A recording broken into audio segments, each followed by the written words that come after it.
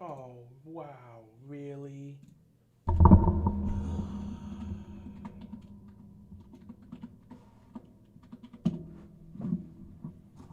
Yeah, yeah, yeah.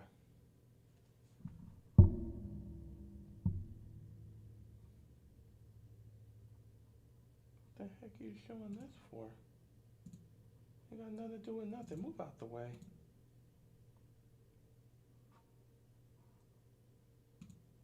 Just gotta make sure this is up.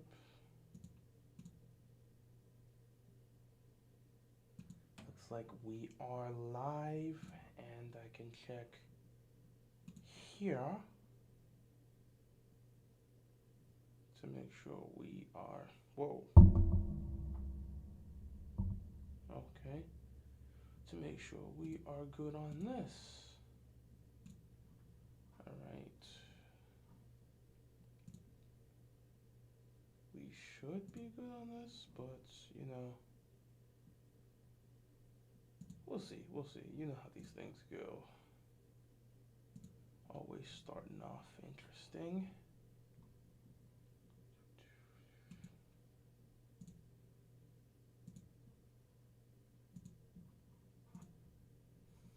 What the heck was that? All right. Let's see. Let's see. Let's see. Got nothing to do with nothing. Alrighty. Put that there.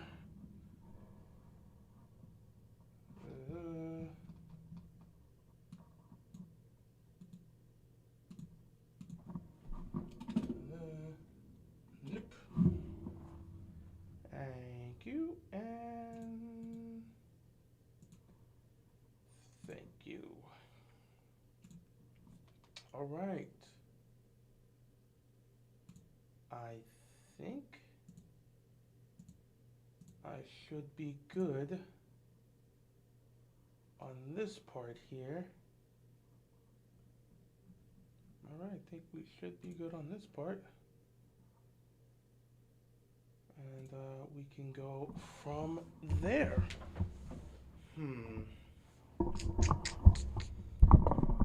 We got a lot to look at, so we have got to pull this up.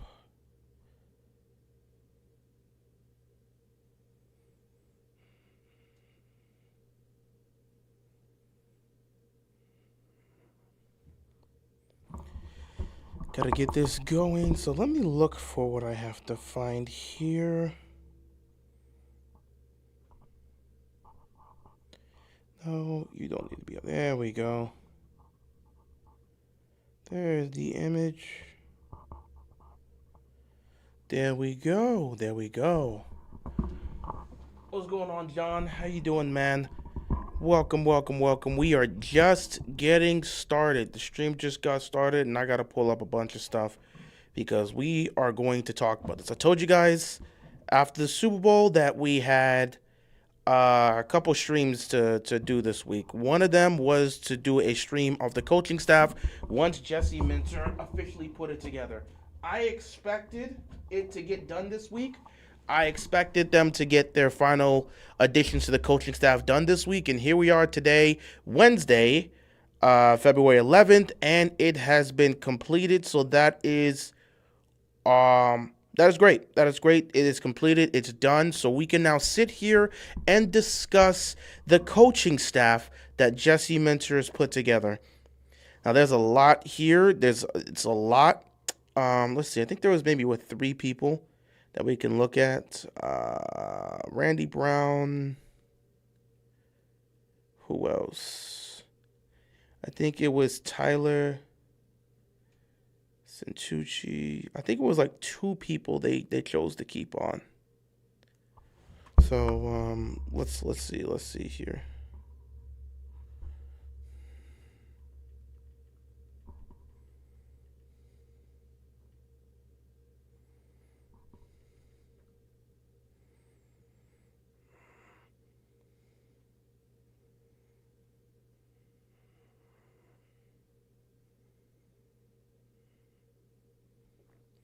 Yeah, it looked like it was only two. So I think I only have two here of two people that the Ravens chose to retain.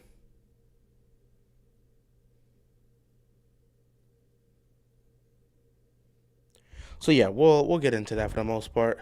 Harbaugh staff is hilarious. That's the Giants' problem, buddy. That ain't got nothing to do with us. That is the Giants' problem. Whether that staff works out or not, at the end of the day, the goal is to just be better than what they've been the last 2 years. If that coaching staff pulls 8 wins together and helps develop Jackson Dart, they've done their job. Even if they're not there for the next 2 years, like I doubt that coaching staff's gonna last 2 years in New York. Some of them may end up getting coaching jobs other places, and others may um get promotions in other areas. Who knows? Who knows? Yeah, but I'm not really focused on what's going on with Harbaugh and the Giants. That's the Giants to discuss. Whether they like the additions he added there or not, that's up to them. Hopefully, they can get the job done in terms of help improving that team and build some stability. Uh,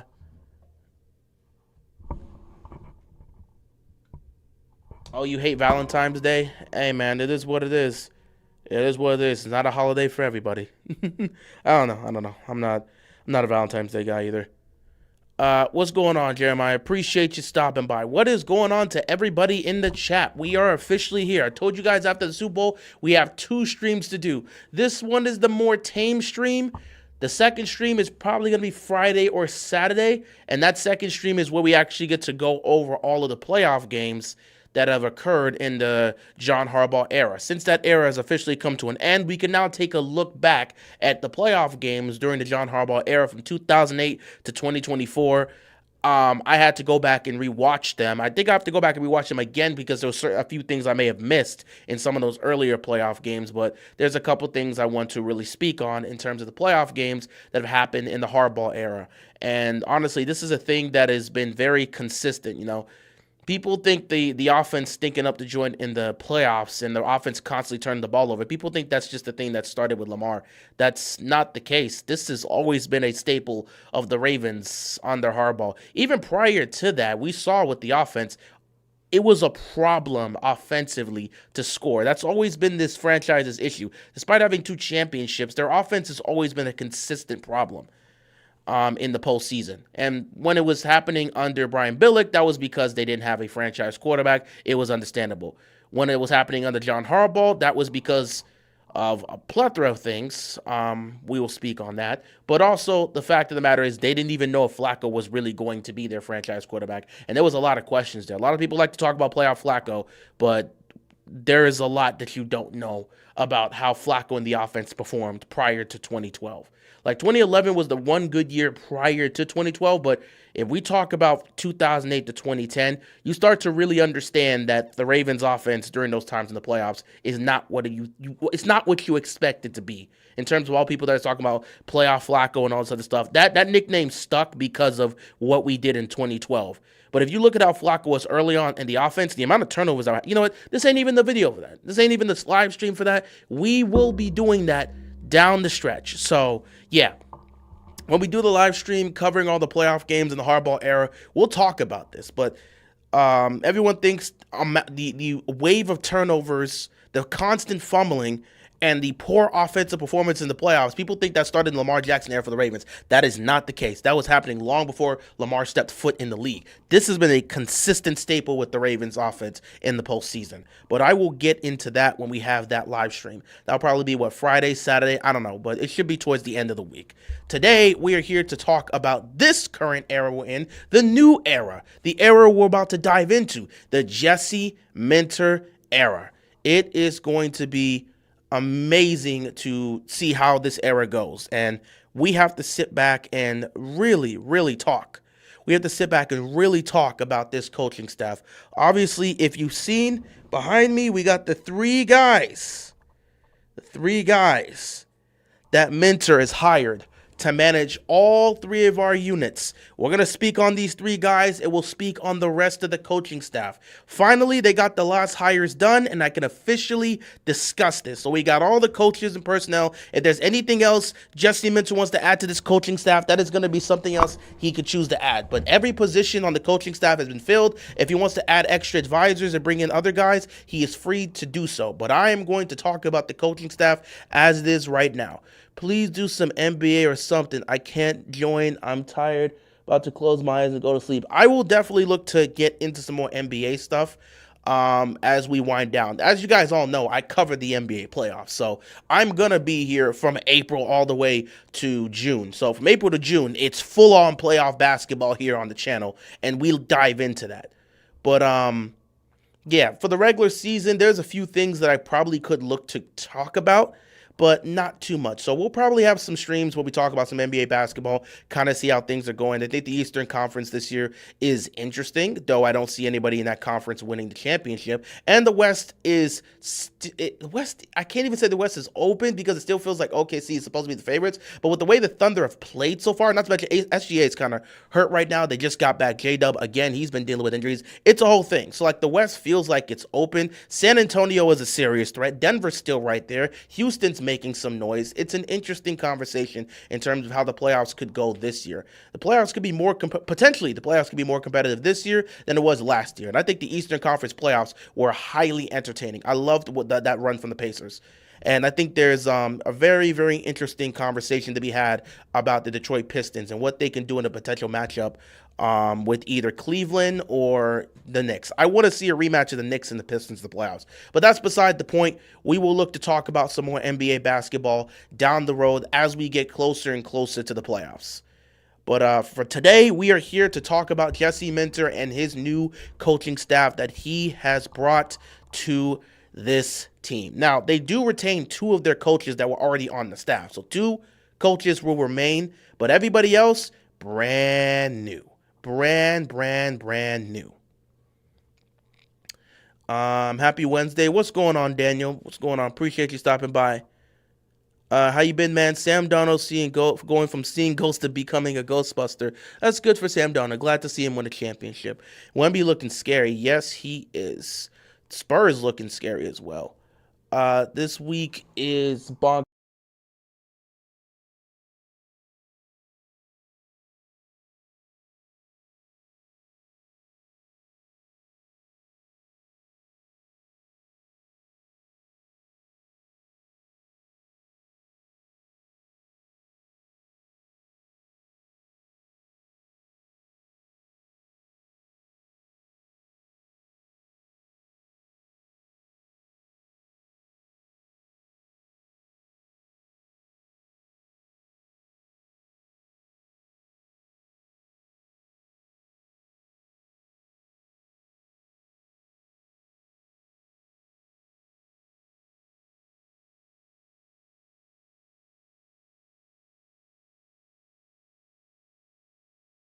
When did I get muted?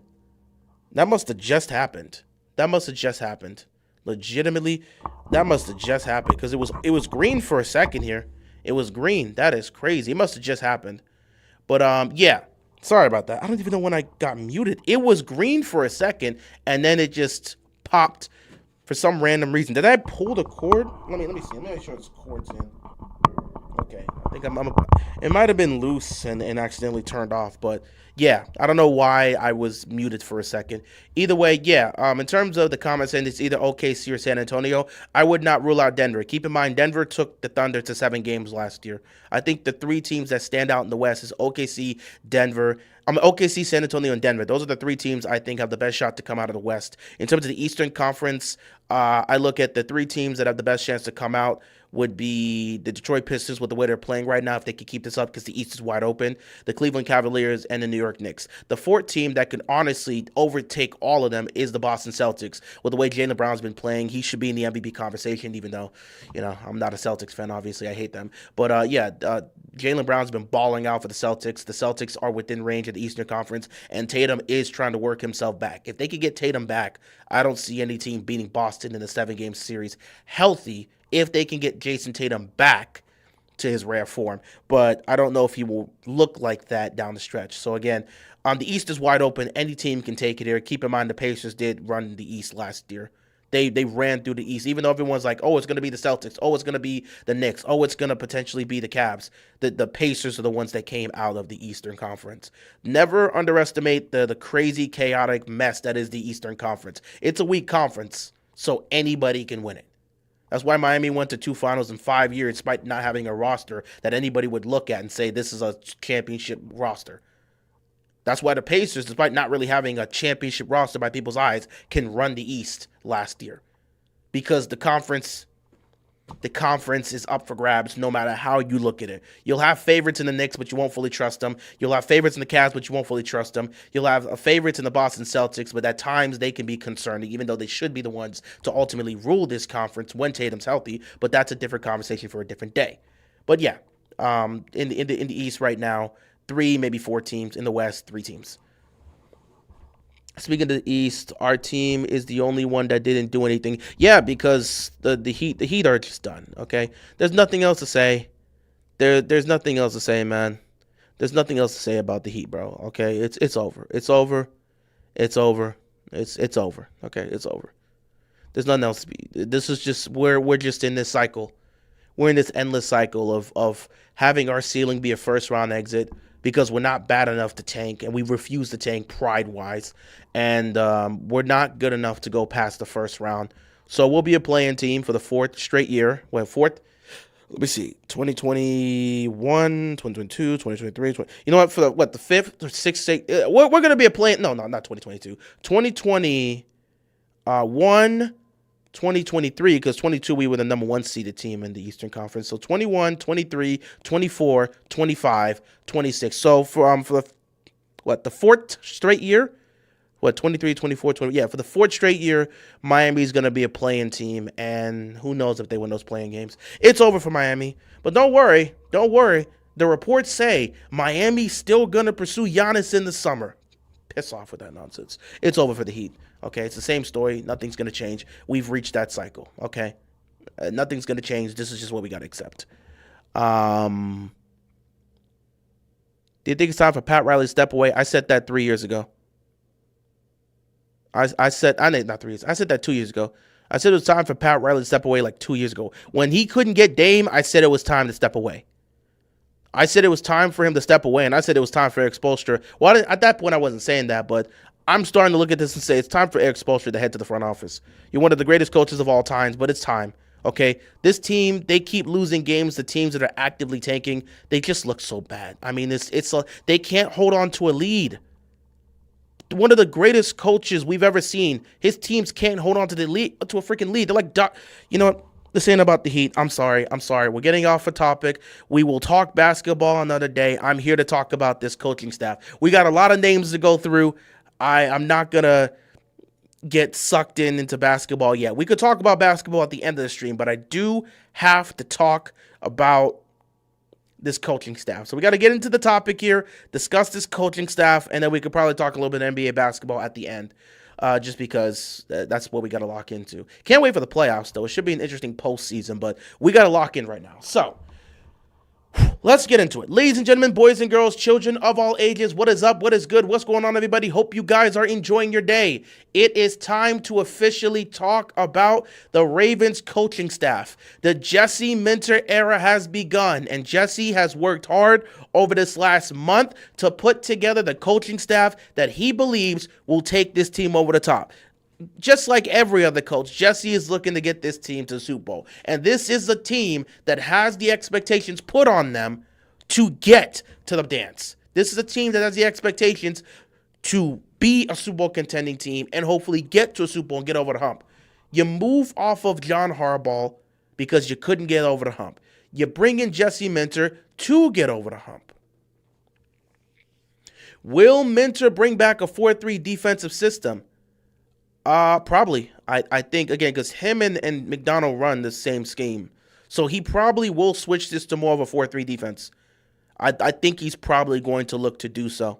So I think that's what Minter... I don't know what the game plan is in terms of how Minter's going to shape this defense. I think he will switch them back to a 4-3 defensive system. I think that's what he's going to want to go with. I'm pretty sure that's what they ran when he was with the Chargers. They ran that type of defense for the most part. So yeah, I think he will bring back a 4-3 defensive system because that's what him and McDonald love to run. So yeah, I would say it's most likely he's going to bring that back.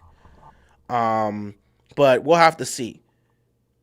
But yeah, It is the Minter era. Expectations are high, and of course, Jessie Mentor has already set the tone himself. He already said his goal is to build a team that is connected and plays at their best when their best is needed. The goal is to get to the Super Bowl and win the championship in year one. Trust me, the man is very, very incredibly motivated to do this. He just saw one of his guys, one of his friends, in Mike McDonald lead Seattle to a Super Bowl. Excuse me, sorry about that. But he just saw Mike McDonald. He just saw Mike McDonald lead. He just saw Mike McDonald lead the Seattle Seahawks to a championship 2 years into being the head coach of the Seahawks. Trust me, Jessie Mentor is motivated. He's absolutely motivated. Thank you. He's absolutely motivated. He's absolutely motivated to get this job done in year one. I'm giving him 2 years, but I'm sure Jessie Mentor is looking to come in and get this done in year one. He wants to be the coach to take him over the top. And by the way, I'm telling you this right now. I have sat back and said 2 years. I'm leaning more towards year two than year one, but I am going to be optimistic that he could get this done in year one. Although I don't think he's going to, I'm leaning more towards year two getting it done. But if he does get this done in year one and we win the Super Bowl next year, the amount of agendas that's going to be pushed is going to be nasty. Oh my God, the amount of agendas that's going to be pushed. There's no way you move over Harbaugh, and in year one, after moving over Harbaugh, you get over the hump and win the Super Bowl. The amount of agendas that will be pushed will be disgusting. But that's beside the point. Listen to the interview his dad just did. He'll give you an idea of how we're going to look on defense. Yeah, they're going to be really fundamentally sound. They are going to be a fundamentally sound defense. Because, again, I saw the interview as well. He really talked about how Jessie Mentor he really got the best out of a lot of those Charger players, and a lot of them, again, it's not the most talented roster, and they were working with a lot of rookies and second-year players and guys that are like third-round picks and stuff like that. So you take a look at that defense, there's not a lot of big names on that defensive side. And he really did a good job in being able to communicate with these guys and making sure everybody was where they needed to be and everybody was communicating and everybody was executing the way they needed to execute. So the Chargers were a fundamentally sound defense. That is what he's going to bring to Baltimore. A defense that is fundamentally sound. The amount of times we have talked about the Ravens defense having constant miscommunications over the last 2 years is completely unacceptable. That won't be happening under Minter's defense. That defense is going to get right. Now, again, I don't know what he's going to look to change. That is too early for me to call. I would probably have to take a look at I would have to go look a lot more at how he ran his defenses when he was with the Chargers the last 2 years to get a better assessment. But again, like I said, him and Mike McDonald, they run a similar defensive scheme and they have a similar defensive mindset and philosophy. So I think, again, Mentor is going to he has an idea. We have several ideas as to how he's going to morph this defense. So we'll see what he does. And hopefully it will lead to them regaining their status as one of the best defenses in football. So yeah, Jessie Mentor is definitely motivated to get this done year one. I'm leaning towards year two, but I'm very optimistic that they could get it done in year one. So Jessie Mentor got the job as the head coach and then put together a coaching staff. And this was really interesting to watch because this is the first time in 18 years that we've actually gotten to experience this. Because this is a brand new coaching staff. When Harbaugh was let go of, that coaching staff was dismissed. Anybody that the Ravens may look to retain, they would reach out to them and say, we're retaining you or we're blocking you. Like they blocked Chris Horton because they thought Mentor would want him, and Mentor said, nah, he's good. He can go. So yeah. They didn't block, but they blocked one guy. Actually, no, I think they did block one guy and they just were able to retain another. Either way, they ended up retaining 2 people from the initial coaching staff we had last year. They retained 2 people. One, of course, being, let me see. Let me check it again. I want to make sure. The 2 people that the Ravens, God, come on, man. The 2 people that the Ravens were able to retain is, of course, number 1 would be longtime special teams member of Randy Brown. He's been here since like 2008. He's been on the Ravens for for as long as Harbaugh's been here. So he's been a long time guy. Obviously, you want to keep Randy here. He again is great, and that is a piece you want to keep on your team. So they kept Randy, and then the other person they kept was Tyler Satucci, who's our linebackers coach. He's our inside linebackers coach. He was on the coaching staff last year. He did a really great job with the development of Trenton Simpson and Teddy Buchanan. So Buchanan and Simpson really developed under him last year, so they chose to really keep him here. So Tyler and Randy were the two coaching staff members from last year's team that was retained by the Ravens, so they are on the coaching staff this year. Those two were retained, so those are the two they brought back. They will return to the Ravens for the 2026 NFL season. So those are the two they retained. Other than those two, everybody else is new. And I'm not saying new in terms of new to the franchise. It's just new in terms of the position they're going to be in. So it's a new coaching position, new position for a few of these individuals. It should be really fun. So I want to go bit by bit, piece by piece, and really speak on this. I'm not going to have a lot to say about every single coaching staff member that Minter has brought in because I don't know all these guys. All I'll say is he brought in a good chunk of college individuals, and then good chunk of young offensive-minded individuals, not offensive mind, but good, young, creative, innovative minds, both for the offense and the defense. And then he brought in a lot of veteran presence for both the offense and defense to make sure everything is where you need it to be for the most part. So it should be really interesting. It's a nice mix of young, innovative, creative minds, a young mix of college coaches that are young in the league, and then experienced coaches. So it's a very interesting staff.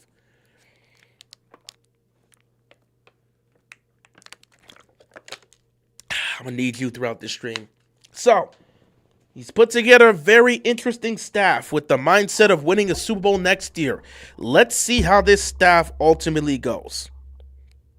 Well, first thing I want to get out the way, other than talk about those other two, which I briefly mentioned, I'm not going to speak on them. They were on the coaching staff last year, both Randy Brown and Tyler Satucci. We don't need to talk about those two. They were on the coaching staff last year. They've been retained.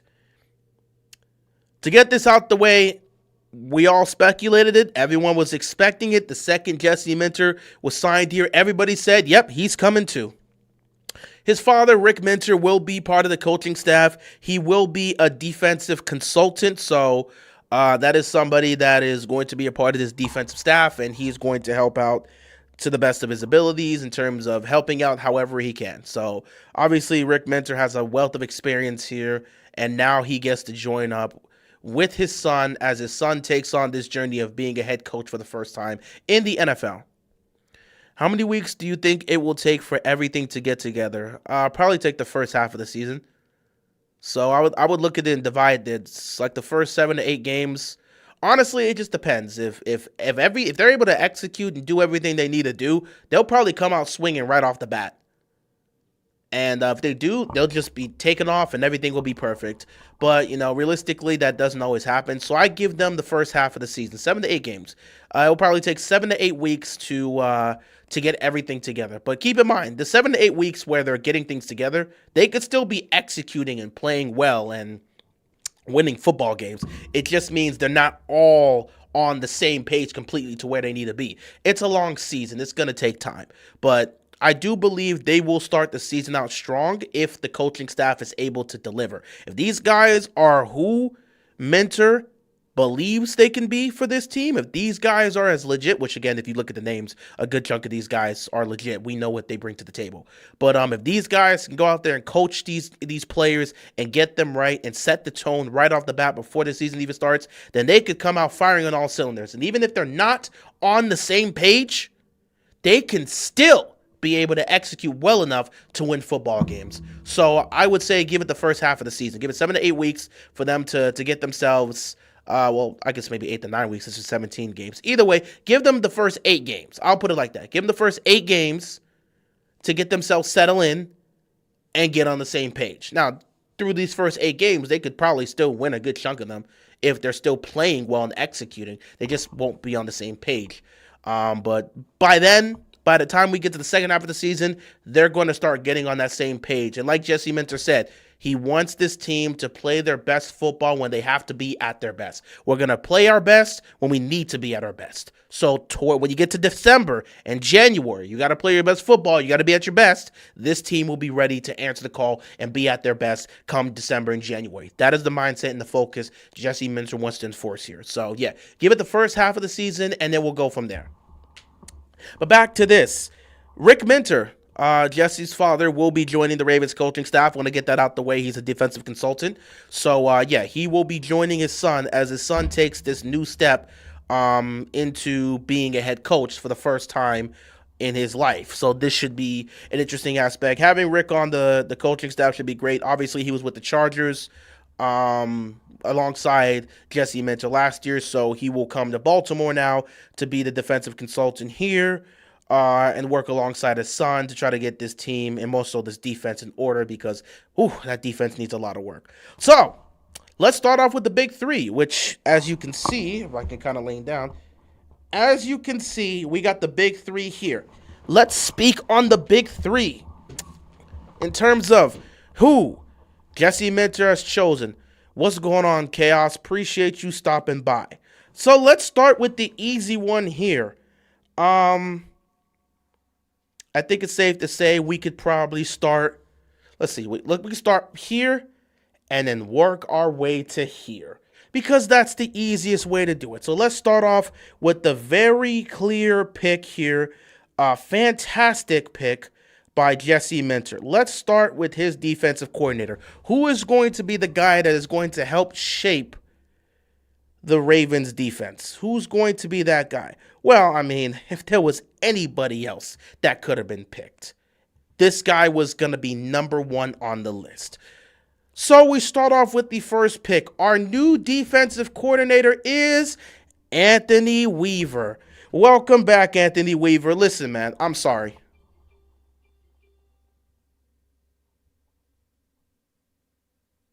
Oh, my God. Oh, ESP. Prayers up. I'm not going to speak on that. That's, wow. Yeah, that's a... prayers up. Prayers up. I'm not gonna. Wow. Was not expecting to get that. I kind of. Okay. I'll leave that there. This isn't the time to specifically speak on that, but I will just send my prayers. But yeah, you just saw that too. Yeah. I'll just send my prayers out. In regards to that, I just got that notification. Was not expecting to see that. Wait, what?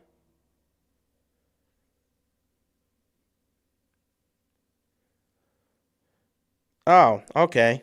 That's we just we're just in the middle of this, and yeah, they're adding new individuals here. Okay, I'm cool with that. I'm cool with that. Well, we'll speak on that. Let me save that here too. So yeah, let's get back onto it.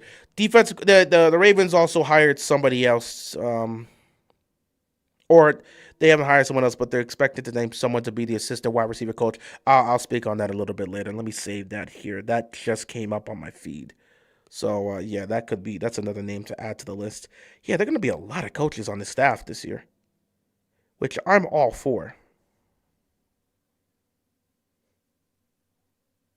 So yeah, when we get to that part, I'll be sure to bring this up. But they did add another coach since I just saw this here. So yeah, did not realize I saw another tweet about who they are also adding to be the assistant wide receiver coach. We'll get to that when we get to that. So let's get to the defensive coordinator. Yeah, there's another high. We'll get to that when we get to the offense. Let's start off with defensive coordinator Anthony Weaver. First off, let's say this. Anthony Weaver, welcome back. Listen, my guy, I'm sorry. I'm very sorry. We wanted you. We wanted you. We all knew the reality of the situation, even though it frustrated us. We all wanted Mike Macdonald to be the head coach of this team. We wanted to move off of Harbaugh after the AFC Championship game loss and have Mike Macdonald be the head coach. And we wanted you to be the defensive coordinator for that team. If this was a perfect future for the Ravens, Harbaugh would have been fired, McDonald would have been the head coach, and then Anthony Weaver would have been the defensive coordinator. Instead, reality set in, and we knew they weren't going to move off of John Harbaugh. We expected that. McDonald goes to Seattle. Fantastic. You know what we sat back and said? Okay, we lost McDonald. You know who should be the defensive coordinator? Anthony Weaver. We actively pushed for Anthony Weaver. We actively said, this guy can do the job. This is who should be the defensive coordinator. We said this 2 years ago. The Ravens went with Zachary Orr. So, my guy, Anthony, welcome back. We appreciate you. Thank you for taking this, because realistically, you don't have to take this role. I mean, this was a guy that, of course, was a defensive coordinator from the Dolphins. Obviously, he has play calling experience, and this guy was a candidate to be a head coach. Hell, we interviewed him for the head coaching position, and he was one of our finalists. We just went with Jessie. I immediately thought when it came to defensive coordinator, I said we got to go get Anthony Weaver. But my concern was, I don't think he'd take the job, because it would kind of be a little bit of a demotion, because he wouldn't be the play caller. He would go from calling plays to now being in the defensive coordinator position, but not calling plays at this point. So I was concerned he wouldn't take it, but that was the guy on my list. I only had two candidates. It was Jen Lenhart, who ended up going to the Buffalo Bills, and Anthony Weaver. And I was leaning more towards Jim, because I didn't think Weaver was going to take that spot. I didn't think Weaver wanted to come to Baltimore knowing he was not going to call the plays. I was hoping he would accept it, but I wasn't sure, so I was concerned. And then we get the notification, yes, Weaver is coming to Baltimore. So welcome back. Yes, what is going on to my guys at the Purple Rain Podcast? Thank you for pulling up. Be sure, guys, it's the best, well, can I be biased here? I can't be biased here. I'm going to say one of the best, okay, because I don't pick favorites when it comes to Ravens YouTube, because I love all my fellow Raven YouTubers equally. Because, I was about to be like, this is the best podcast, and then if I say that, I'm just going to pretend that, my guys at the lunch break. I'm going to say that, and Jose's like, what about us? And I'm like, yeah, you guys are awesome, too. I love you all equally. You guys are awesome. Keep doing your thing. I tune into both of y'all. You guys are great. So, yeah, shout out to my guys at the Purple Rain Podcast. Man. Guys, we definitely got to link up. I definitely got to come on for at least an episode. It's been a while since I've been on the podcast with you guys, so I would definitely love to come on for one of these episodes. I got to link up with you guys for that for sure, because it's been a while since I've been on the podcast, so I want to catch up with you guys. Definitely got to catch up. Got to straight up get on one of these episodes, because definitely got to have some interesting conversations with you guys. So shout out to you. Shout out to everybody for sure. But yeah, I definitely gotta come on for one of the episodes. It's been a while since I've been on, so yeah, appreciate you guys. But hit me up. We gotta link up for sure. But yeah, Anthony Weaver, welcome back to Baltimore, defensive coordinator. This right here is a home run knock out of the park. I mean, this guy is going to be everything we need our defensive coordinator to be. We all know Jessie Mentor is going to shape the defense in his image. We all know Jessie Mentor is going to be the primary play caller. Oh, yeah, for sure. Yeah, for sure. I got you guys. But, yeah, we know Jessie Mentor. It's going to be his defense. He's going to implement his system. He's going to call plays. But we need a guy that, one, is beloved, or garners the love and respect of this locker room. Who better than Anthony Weaver to govern the love and respect, especially from that defense, because we know what he brings to the table. We know what he's done in Baltimore. So many of these players literally know who Anthony Weaver is because he coached them a few years back. This man is one of the most beloved coaches in Baltimore. One of the most respected coaches in Baltimore. This is a defensive leader. He is an enforcer. This is a leader of men that knows what he's doing. And he doesn't even need to come back here and work hard to garner the respect of the locker room because he earned the respect of the locker room before he left. And trust me, nobody wanted him to leave. We all wanted him back. So him returning just brings back that great leadership that I think that locker room desperately needs. While Jessie Mentor is going to work to enforce, to build up his structure of the defense and work towards enforcing that, we need a guy that is going to be that true dominant force in that locker room from the coaching staff. From that defensive perspective, you need to have that guy, that leader, that enforcer, the guy that's going to work perfectly in sync with Jessie Mentor when it comes to leading that defense and bringing them back to form. Anthony Weaver is going to be the guy to do so. This is a knockout of the park. I mean, it's one of two guys that the Ravens absolutely needed to get. The guy was so good, he ended up being one of the finalists. There was a strong chance if Jessie Mentor doesn't take the job, if Jessie Mentor says, no, on second thought, I don't want to be the head coach of the Ravens, I honestly think they would have ended up hiring Anthony Weaver. If Jessie Mentor for some reason says, I don't want to be the head coach of the Ravens, I'd rather go be the head coach of the Cardinals, which he wouldn't have said that. If somehow Jessie Mentor said, I don't want the job, there's a strong chance Anthony Weaver ends up becoming the head coach because he was one of the finalists. So to go from him being one of the finalists to him and Jessie Mentor working together, I think that is a fantastic combination, and that is going to be very strong for a locker room who I feel desperately needs it. Because we've talked about this the last few years, especially this year. The locker room in 2024, it wasn't felt as much, but this previous year, the 2025 season, you could definitely feel it. That locker room was lost. We've talked about this the last 2 years. Communication on the field with the defense is not there. The amount of times we hear from them constantly talk about communication. There's a serious lack of communication. So many miscommunication that's leading to players not being in the right position, receivers getting left wide open because somebody's supposed to be back and somebody's supposed to be there and nobody's following their assignment and everybody's lost on defense. You've had a unit the last 2 years that have had issues with communication. And last year, they just looked like a lost team. They looked like a lost team, and the defense looked completely lost. You can't have this much talent on defense and look that lost. That's how you know things were seriously problematic. The defense looked completely lost last year. And I'm going through it right now. I already told you guys this, be on the lookout towards the end of the week. Right now, I am seriously torturing myself. I'm about, 6 games in. I got to watch some more games tonight, but I watched the worst stretch. I am going back and rewatching every single game of the 2025 season because I plan to recap it specifically because this is the final, this was the final season of the John Harbaugh era. So I'm going through every single game that we played last year and I'm reviewing it, but I'm also going through a lot of other stuff because I don't want to just talk about the games.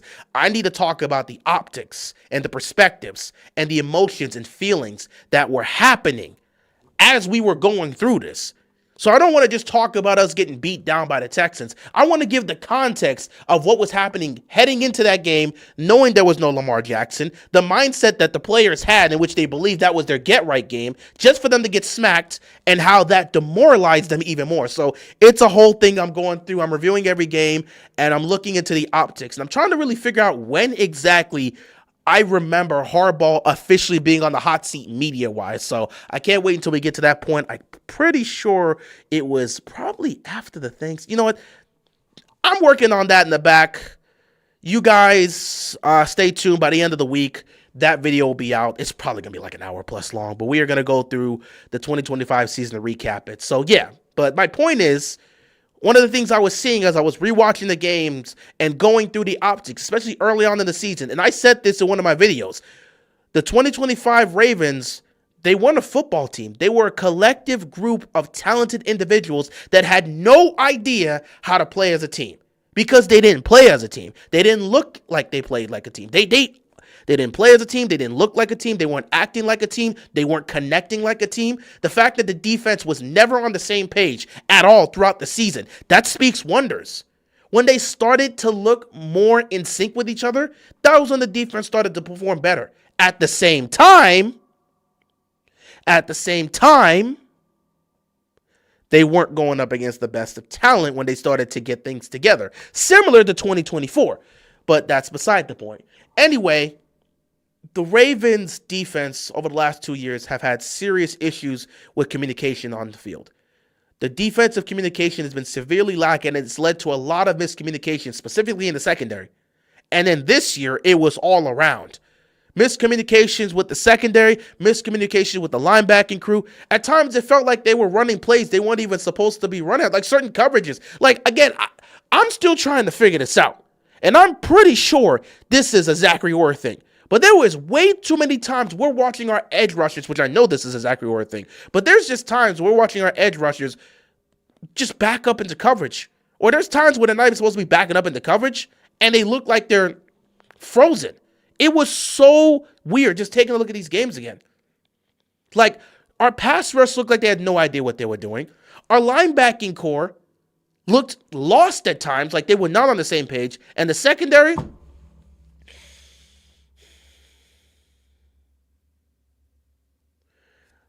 I hope one day when Kyle Hamilton's retired in the near future, I would love to see somebody do an interview with Kyle Hamilton and have him speak on the 2025 season, because the way he was trying to cover up all of the issues on defense, the way Zachary Orr was abusing Kyle Hamilton and used him all over the damn field to try to make up for the amount of deficiencies through and through.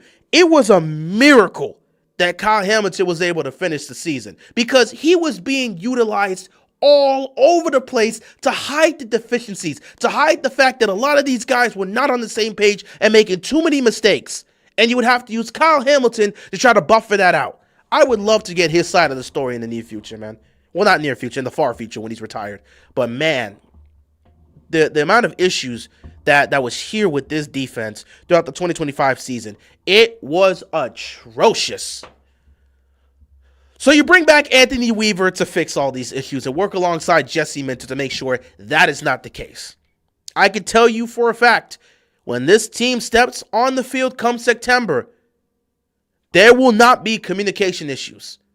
Jessie Mentor and Anthony Weaver will not allow communication issues to be a lingering thing. And I'm not going to say they're going to get it to a perfect craft in week one.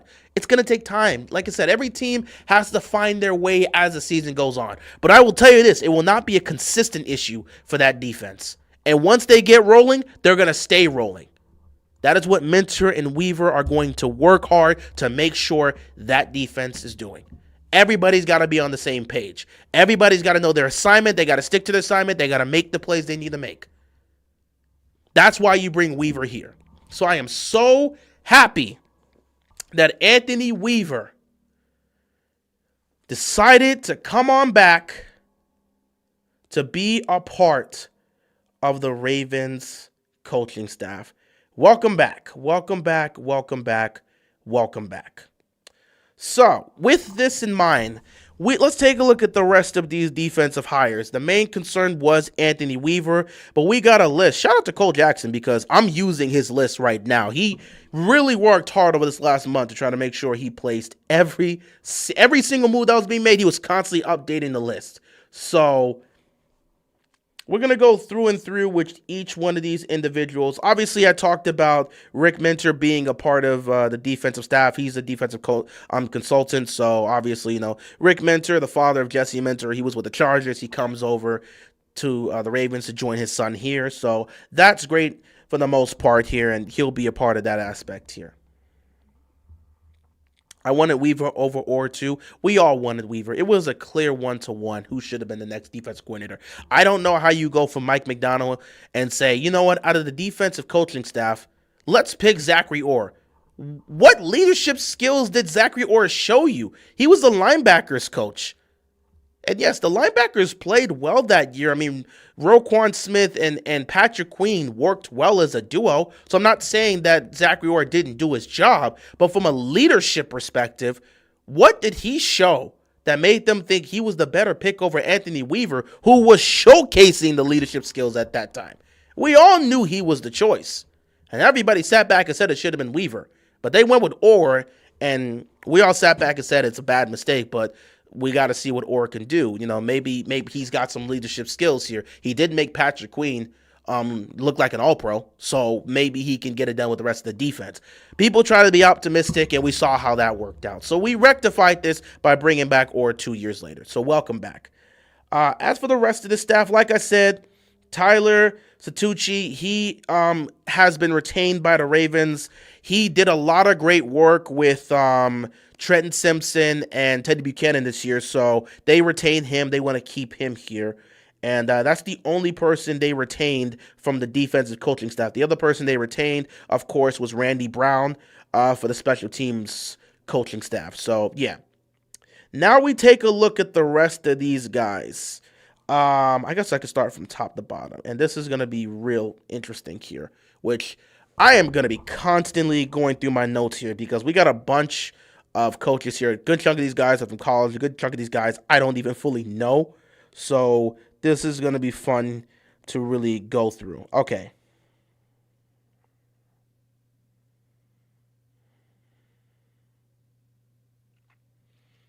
This should be interesting here. Now, I do not know too much of this individual, but I don't know a lot of these guys. That's the funny part because Jessie Mentor absolutely decided I'm going to bring in some guys from college. And I will say this, he brought in some great guys. So, let's go with this. Not too much to say. The first coach to bring up here, and we're going to try to speed run some of these. For the defensive line coach, you have Lou Esposito. What was this? Lou Esposito. Yeah, Lou Esposito. Whatever. Don't want to ruin his, mess up his name, but Lou Esposito.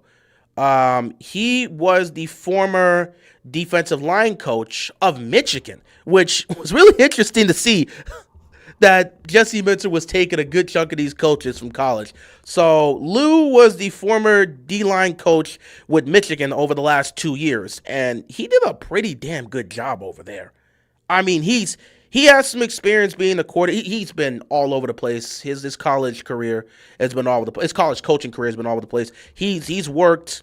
He's been a head coach. He's been a defensive coordinator. He's been consistently with multiple teams, a defensive lineman coach. So this guy knows what he's, especially when it comes to the D-line. The guy understands defense. He's been a head coach. He's been a defensive coordinator. He's been a D-line coach for multiple colleges. This guy is viewed as one of the best D-line coaches in college football. Don't know how accurate that is, but that is a statement that I've gotten from several others, that he's one of the best D-line coaches. Same with another person that we'll bring up too. But Lou is one of the best D-line coaches in college football and did a hell of a job during his time in Michigan. So he's going to bring that level of experience here to Baltimore.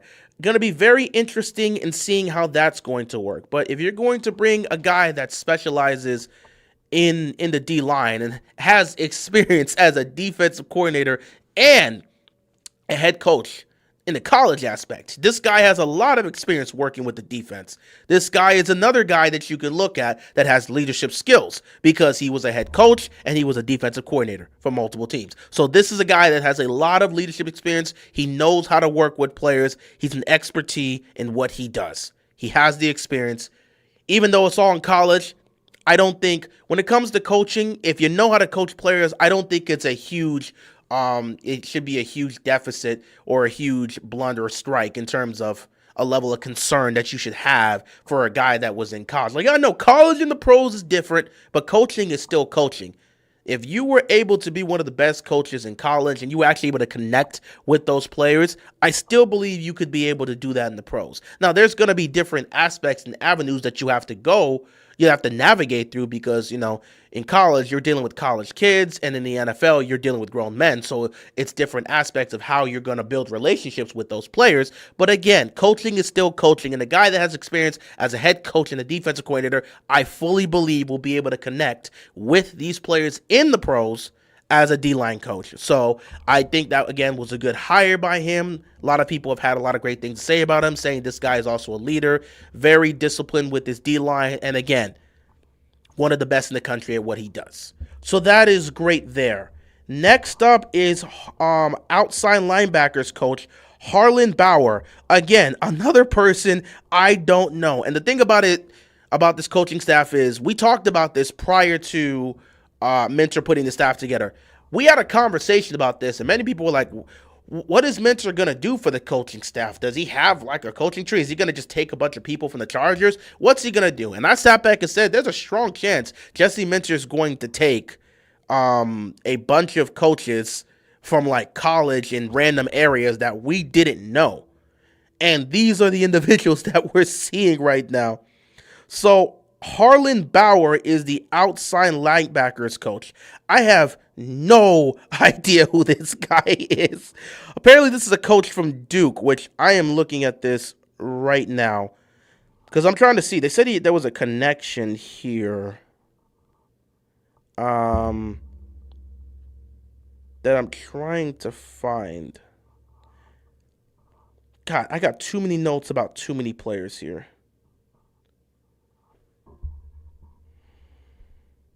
So yeah, this is they got him straight out of Duke. Harlan Bauer is straight out of Duke. So this is a guy. This is a guy. He's from Duke. Again, very, very, very efficient in what he was able to do. He actually did a pretty good job during his time in Duke. He's actually been with Duke since 2022, and was actually pretty successful in his. He was very successful during his time in Duke. I don't know how successful, but he was definitely relatively successful. I think he actually coached two strong players here, which I can't find the names of the two players that he coached during his time there. But in terms of the connection that he does have, in terms of why the Ravens look to get him, he actually has a connection with our inside linebackers coach, Tyler Satucci. So he has a connection with Tyler. So that really does help because they're going to work hand in hand. So yeah, Tyler and Harlan, they have a connection. He has ties to Tyler Satucci because they both were at Texas A&M during 2021, and I think from Texas he went to Duke to be part of their coaching staff. So both Tyler and Harlan, they do have connections. They've worked together in the staff before. Both of them were at Texas A&M at that time, and he also has some connections with some of the coaching staff that's on the Chargers, who obviously work directly with Jessie Mentor. So he doesn't have any direct connections with Jessie Mentor. However, he has direct connections with Tyler, who he's going to be working with side by side as they work on the linebacker crew. So again, bringing in a guy that has connections with somebody that's already on your roster allows them to work hand in hand. And as we go through this list, you're going to see that a lot of the hires that Jessie Mentor made were guys that have connections with certain people on the roster, which makes sense because if you're going to have these individuals here, you want to have ties. So, yeah, Harlan has ties with Tyler. So, obviously, Tyler being the inside linebacker, Harlan going to be the outside linebackers coach. They're going to work hand in hand on that select group of individuals. So, that should be fun. Next up, this is the one I was talking about. I know about him because, they've talked about him. I know about him. Next up, the defensive back and passing game coordinator. So the defensive backs coach and passing game coordinator, Mike Mickens, comes to Baltimore. Mike Mickens comes to Baltimore straight out of Notre Dame. Now, this is really, really interesting because Mike Mickens has direct connections with Kyle Hamilton. He was part of the coaching staff when Kyle Hamilton was in Notre Dame. So he has somewhat of a relationship with Kyle Hamilton. Not to mention, Mike Mickens is one of the best DB coaches in all of college football. I know about him because this is a guy that worked with both Kyle Hamilton and Sauce Gardner. So I knew about this guy. He's one of the best DB coaches in the country. So to get him out of Notre Dame to come be a part of our coaching staff, to be the DB's coach and passing game coordinator, perfect. Perfect, perfect. Another slam dunk knock out of the park. This one right here, out of all the assistant coaches, this one might actually be my favorite one. And I look at this as the best hire of the entire defensive coaching staff. Obviously, Anthony Weaver, I'm not talking about the main three of the coordinators. Of the assistant coaches, I think Mike Mickens might be the best one. I legit believe Mike Mickens might be the best one because, again, this is one of, if not the best, DB coaches in all of college football. A guy that worked and helped develop both Kyle Hamilton and Sauce Gardner. He has a plethora. I want to see if I can find the list, man. Because someone had a list of the amount of receivers that Mike Mickens has worked with. Legitimately. It's been, let me see,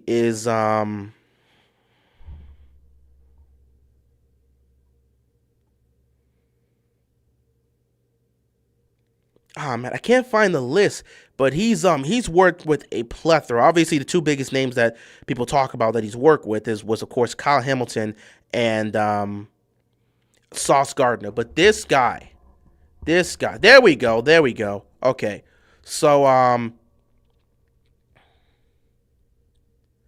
a few other people here,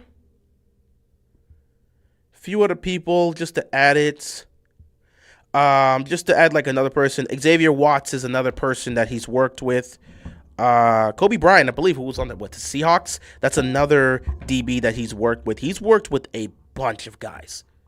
He's worked with a lot of guys. I mean, this is viewed by many to be the best DB's coach in all of college football. And this was easily my favorite hire that Jessie Mentor made out of all the assistant coaches. I mean, this is a guy that has proven results. This is a guy that's viewed as the best at what he does.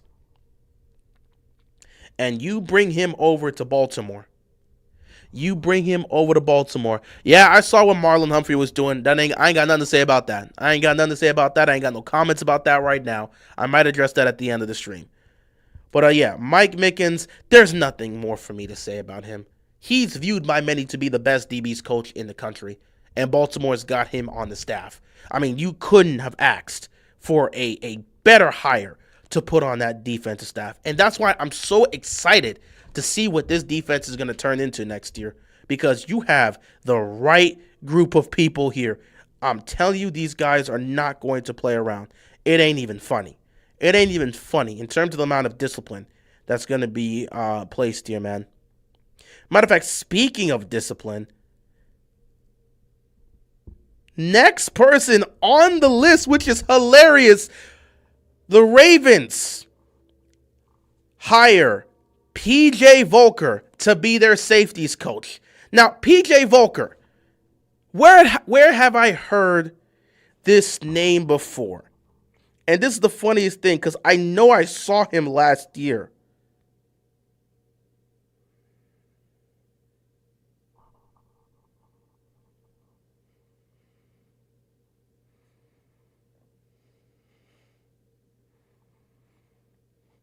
I know I saw him last year. I didn't know who he was at the time, but I know for a fact I saw him. So I knew about PJ Volker because I had seen him before. So PJ Volker, after hearing about it, was the former defensive coordinator at the Naval Academy for the past 3 seasons. So he was a part of the Naval Academy coaching staff. And the funny thing about it is I know I've seen him before. That's the funny thing. I can't remember where I saw him.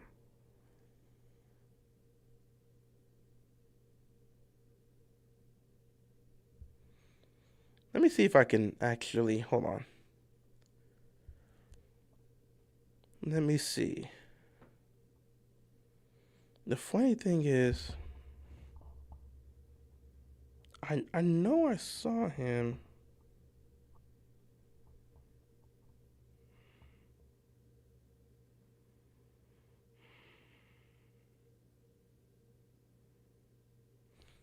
I got it. I got it. I know where I saw him. I know where I saw him. I was there. I was there because I was working that event. I know where I saw him. When it was 2024. It was 2024. It was 2024 when the Navy and Army had their game at Northwest Field. That's where I saw him. I knew I saw him from somewhere because I saw the coaching staff and I saw both the Army and the Navy players coming in. Man, they came in a bunch of I got stories about that. I ain't gonna speak about that here, but they came in like I swear it was. I think it was the Navy group came in like buses, and then like the Army came in like horses. You know what? I don't even. I would have to go through my memories of that. But I actually saw PJ Volker and the coach and the rest of the Navy coaching staff. I had seen them because I was there when the Navy and Army had their game at Northwest Field. I was actually there working that event that day. So that's where I saw them. So that's why I remembered that name because I was there when they played at Northwestern Stadium. So yeah, that's how I remember them. So yeah, this guy is I wouldn't say he's my second favorite hire, but he's definitely within that top 3 to 5 list. This guy is going to bring discipline back to a unit that is desperately needed there. You talked about Marlon Humphrey and his shenanigans. Let me tell you right now, either Marlon Humphrey is going to get off this damn team or he's going to get his act together. I don't care what you got to tell me. PJ Volker is about to bring a heavy level of discipline. He is going to bring a high level of discipline back to that defensive unit because the last couple years, man, the Ravens defense has been very undisciplined. They've been making a lot of boneheaded mistakes. They've been lacking. And the secondaries just got humiliated last year. Good Lord, the amount of work Kyle Hamilton was doing to protect that secondary and make them try to look decent, even though he couldn't cover up all the holes. Embarrassing. Yeah, PJ Volker, he's an enforcer. He's a disciplinary man. PJ Volker don't play around. So, them boys can keep playing around if they think this is a joke. PJ Volker is going to come in and enforce some serious level of authority. He's coming all the way from the Naval Academy. He's not here to play around. This is a man that's going to garner respect from day one, and he's going to whip these boys into shape.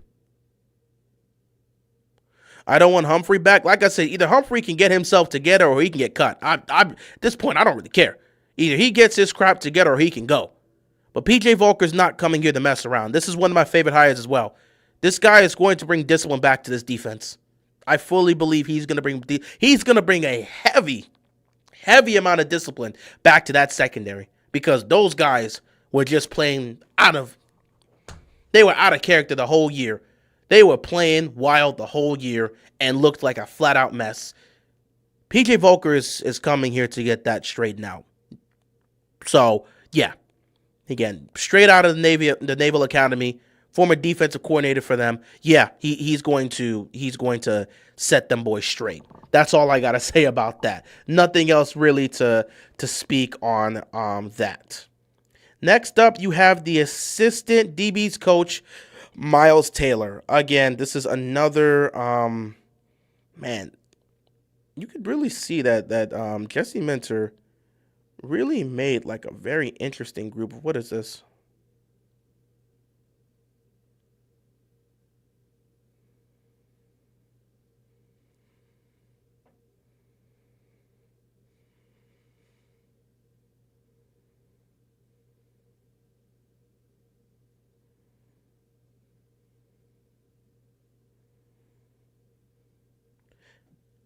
Let me see here. Yeah, Miles Taylor, I'm trying to pull this out. He's coming from Nebraska. So former Nebraska safeties coach, Miles Taylor, he's actually coming again. This is another college coach. I don't know much about him. Like I said, this is a situation. It's not Mike Mickens, who I knew about because of his connection with Kyle Hamilton and Sauce Gardner. This isn't a PJ Volker, who I knew about because I was at the Navy and Army game in 2024. This is somebody I don't know about, Miles Taylor. So he was the former safeties coach for Nebraska. So he's coming from college, and he's coming from college to join up with Jessie Mentor and the Ravens coaching staff. So, oh, actually, no, he's not coming from. Never mind. He's not coming from Nebraska. So he was a former safeties coach for Nebraska. He actually was on the Chargers coaching staff last year, and he's following Jessie Mentor from the Chargers to the Ravens. That's a better explanation here. So yeah, this guy was former safeties coach for Nebraska. He followed Jessie Mentor to the Chargers. He was part of the Chargers defensive coaching staff last year, and now he's going to follow Jessie Mentor to Baltimore to be the assistant DB's coach. Not much to really say on him specifically, because again, that was Jessie Mentor's defense. I'm sure he did a good job.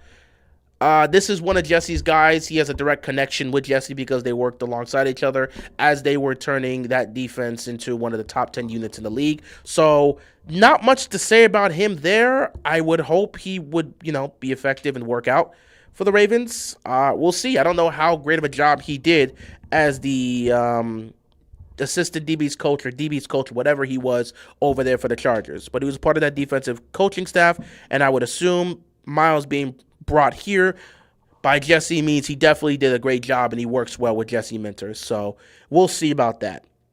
Last but not least, for the defensive staff, we have the defensive assistant and game management coordinator in Charlie Gilman.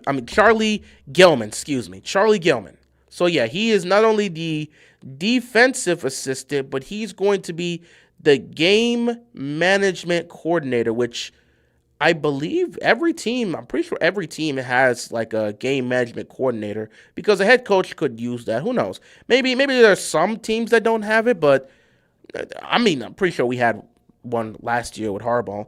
It's good to have a game management coordinator. You absolutely need that, especially for a first-time head coach in Jessie Mentor. This is going to help him with the game management, a lot of decision makings with timeout situations, play clock management. A lot of that is going to be Charlie Gilman assisting Jessie Mentor in that hire. So yeah, this is an interesting one. So he's the former Colts assistant. He's a former Colts assistant. I don't know what he was doing with the Colts last year. So yeah, former Colts assistant Charlie Gilman, he is coming to Baltimore to be the game management coordinator and defensive assistant. So I guess he was the defensive assistant for the Colts. I know nothing about him. I don't know how he was with the Colts. I will say this, though. The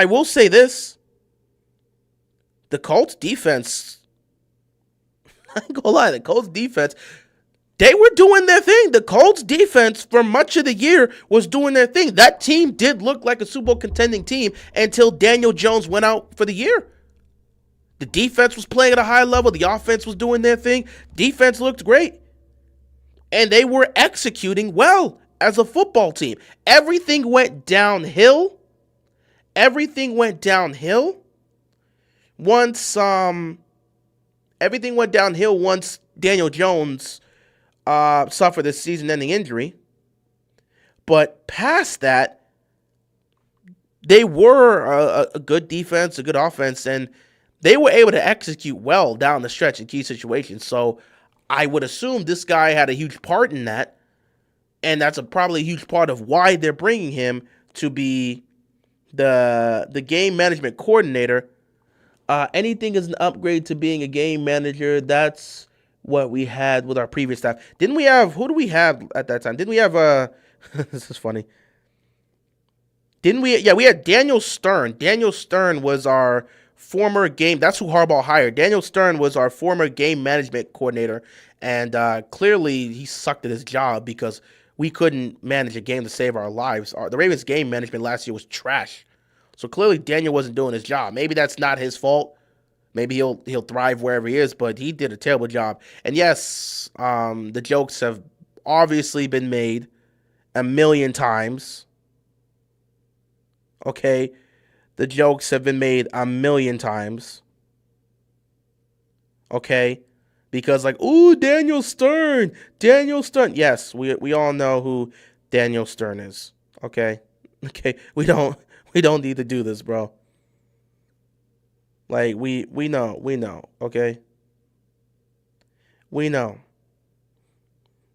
But I think there was a lot of people that made way too many jokes. Yes, it's we're talking about the same Daniel Stern. So, by day, Daniel Stern was the game management coordinator for the Ravens, and by night, he was he was with Joe Pesci trying to break into Macaulay Culkin's house, or Marv from Home Alone. Yeah, we've had 10 million jokes about Daniel Stern, which is funny.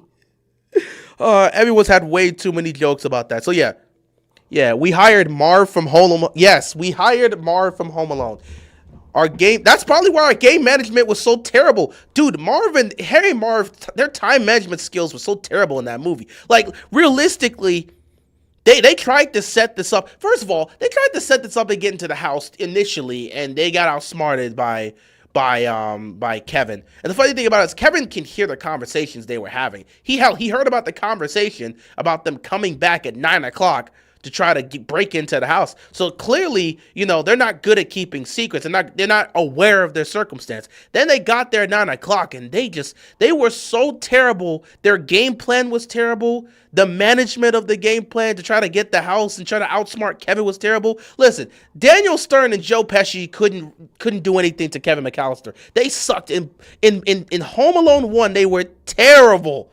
Their management skills were terrible, which is why it was easy for Kevin to torture them the way he did. Now, they did make one great move, but that was more so Harry that came up with the idea as opposed to Marv. Marv just followed through. So not to mention Marv in the first movie, they were the wet bandits. In the second movie, they were the sticky bandits.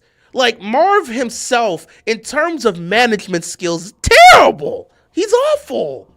That's who we hired. So by day, Daniel Stern was trying to manage football games for the Ravens on Sunday and doing a poor job at it. And then by night, he was working with Joe Pesci to try to break into Macaulay Culkin's house in Chicago and doing a terrible job. Or trying to just, break into toy stores in New York City. I mean, they weren't really coordinating this right. So the management skills, the gameplay, this is terrible. Their time management skills were awful. They weren't great at executing. So yeah, we hired Marv from Home Alone. We've made the jokes. So we can move forward. We've made the jokes. No wonder we didn't have good management skills. Dude's still confused from the bricks. You know what? Maybe that's what it is. He got hit one too many times. He got hit like 5 times with a brick. So yeah, obviously he ain't all the way there. Them bricks left him with a serious concussion. Anyway, enough of the jokes. Yeah, Charlie Gelman is our new game management coordinator and defensive assistant. I don't know much about him, but based off of how the Colts defense was last year, for the most part, when they were a Super Bowl contending team before things collapsed when Daniel Jones went out, they were a well-managed team, and they executed well, and they played well as a unit. So I would assume the man did a damn good job there, but I wouldn't know too much about it. So it's tough for me to speak on that aspect. But woo, let me tell you something. That was a lot. That right there was a lot. So for our defensive staff, to just put this out here, Anthony Weaver, defensive coordinator, defensive line coach, Lou Esposito, outside linebackers coach, Harlan Bauer, inside linebacker coach, Tyler Satucci, DB's coach and passing game coordinator, Mike Mickens, safeties coach, PJ Volker, assistant DB coach, Miles Taylor, defensive assistant and game management coordinator, Charlie Gelman, and defensive consultant, Rick Minter. That is the defensive staff we have right now. Oh my goodness. That's a lot. I'm going to be very honest here. You've got a wealth of creativity. Not creativity. You've got a wealth of experience here. And you've got some of the best of the best. Just to name some, obviously Anthony Weaver, that's an A+ hire. Mike Mickens, that's an A+ hire. PJ Volker, that's an A-plus hire because, again, those guys, we've seen the success and track record. I don't know much about the guys like Lou and Harlan. Lou, again, I was told he's one of the best one of the best defensive lineman coaches in all of college football. I don't know how much that holds up, but people have spoken glowingly about him. I'm just speaking on the individuals that I would know about. But overall, I think if we're going to give a grade here for the defensive coaching staff, I think they knocked it out the park. There's not a single hire here from the defensive staff that I sit back and say, not a good look. I think this is an A+. I think the coaching staff, Jessie Mentor, A+ with the coaching staff on the defensive side. No questions, no debates from top to bottom. The defensive coaching staff was fantastic. Loved what I saw here. That is one part, though. So A+ for the defensive coaching staff. Absolutely love what I saw from the defensive coaching staff. A+ through and through. Next up, we're actually going to switch gears here. We're going to get the easier one out the way and save the middle for last. Because initially, I was going to try to see if I can go from this side all the way to this side. But instead, I'm going to do this one, followed by this one, and then we're going to finish off with this one. So I'm going to skip offense for a second and go to special teams because there's only 3 names to mention here. Like we already said, Randy Brown, who's been here for a long time, as long as Harbaugh was here, the Ravens retained him. He's going to be an assistant special teams coach. They made 2 moves here, added 2 people here. Well, they didn't add 2 people. They promoted one and added another. So, our new special teams coordinator is none other than co-cap himself, Anthony Levine. Anthony Levine, they have promoted him to be the special teams coordinator. Now, of course, he was here last year. Again, this is, of course, Anthony Levine, of course, being a former Raven himself. Both as a player and a coach. He's been part of the staff. He was part of the staff a few years back. Then he went to Tennessee and then came back to Baltimore last season to be an assistant special teams coach. So we essentially, he's just getting a promotion. Because this isn't a guy that you lost. He was on the coaching staff last year. So I guess this will make the third person. Anthony Levine, fantastic. This guy, again, when he was a player for the Ravens, he was a special teams ace, one of the best special teams players we had. The guy executed at a high level when it came to special teams. He's also a guy that did a great job in helping lead that locker room and a lot of the young guys that were there. Several players looked directly towards Anthony Levine in terms of how he helped those players and some of the early leadership skills he showcased there, especially when it came to special teams, because this was our ace. Anthony Levine was our ace on special teams, one of the best special teams players we've ever had. He was fantastic. Or at least of the modern day era. He was fantastic, and he helped a lot of players on this roster be effective special teams players. Because if you're not out there on the offense or the defense, you're playing special teams. And you got to be effective in special teams. And this guy right here was one of the best of our special teams unit, and he helped out a bunch of players be highly effective in that special teams unit. So obviously, he showcased early on he's got some leadership skills. He then joins up in 2022, and he's a part of our defensive staff. He then leaves, goes to Tennessee, and he's over there as the assistant special teams coach over there for the Titans. He's there for a couple years. He comes back last season to be the assistant special teams coach here for the special teams last season, and now they just promote him to be the full-on special teams coordinator. So shout out to CoCap, shout out to Anthony Levine. Well done. Again, this right here is another knock out of the park. Who better to run the special teams unit than this guy? Especially somebody that knows what it takes to be successful when it comes to special teams. Now, special teams was not that fantastic last year when it came to the return game and the coverage. Special teams struggled a lot last year. However, that doesn't fall mostly on Anthony Levine. He was the assistant special teams coach. Most of those issues fall on Chris Horton, who's no longer here.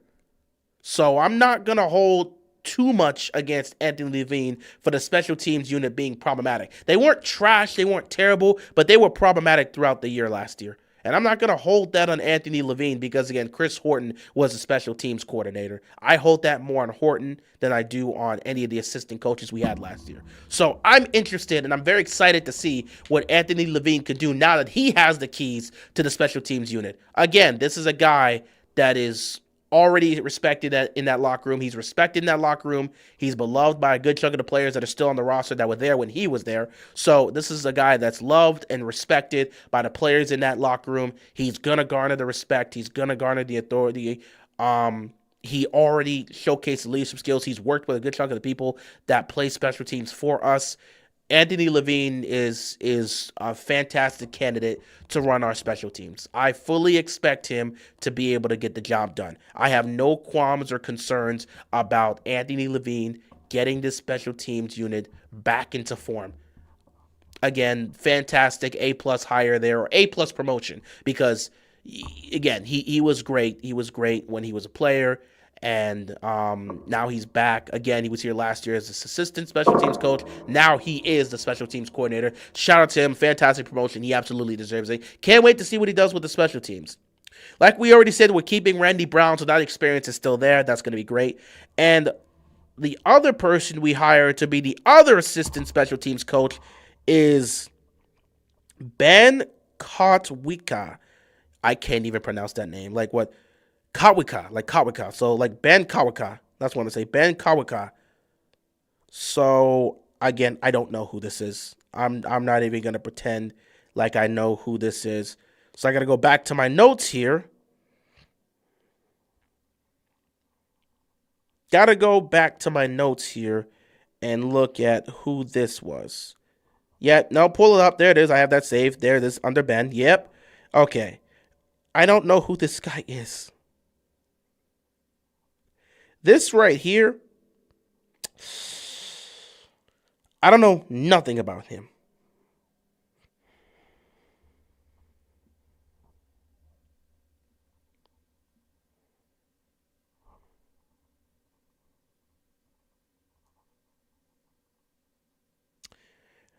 Oh, okay. This is interesting here.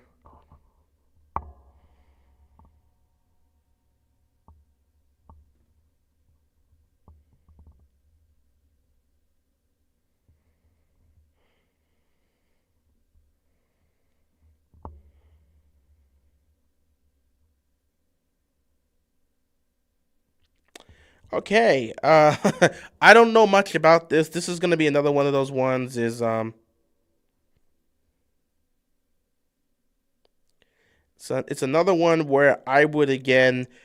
It's probably gonna be one that I don't know of. It'll be a question mark, but it's one that I hope works out. So Ben Kawika. He was the former senior. He was a senior assistant on the special teams unit. No, sorry. I'm sorry. He was,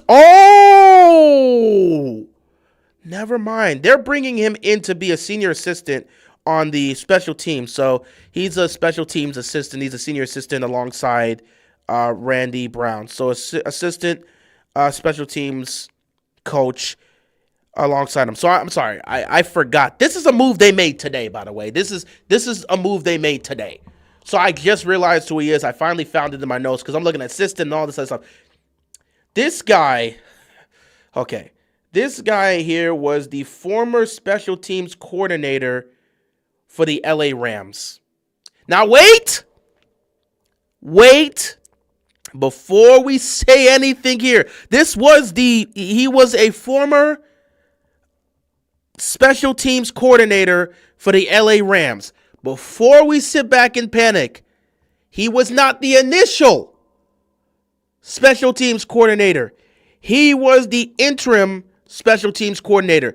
The initial special teams coordinator, the guy that was doing a terrible job with the Rams special teams, that guy got fired and Ben got promoted. Now, we all watched last year. Special teams was horrible for the LA Rams.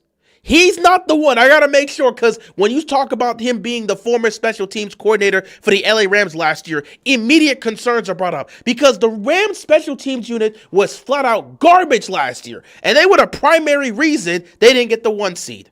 They were the primary. Special teams was the primary reason. Special teams 1, defense 2. Special teams was the primary reason the Rams couldn't get the 1 seed last season. Their special teams was horrible.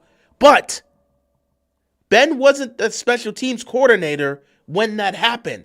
The guy that was the special teams coordinator, he got fired, and Ben took his place for the rest of the year. Now, under Ben, the special teams unit actually did a better job.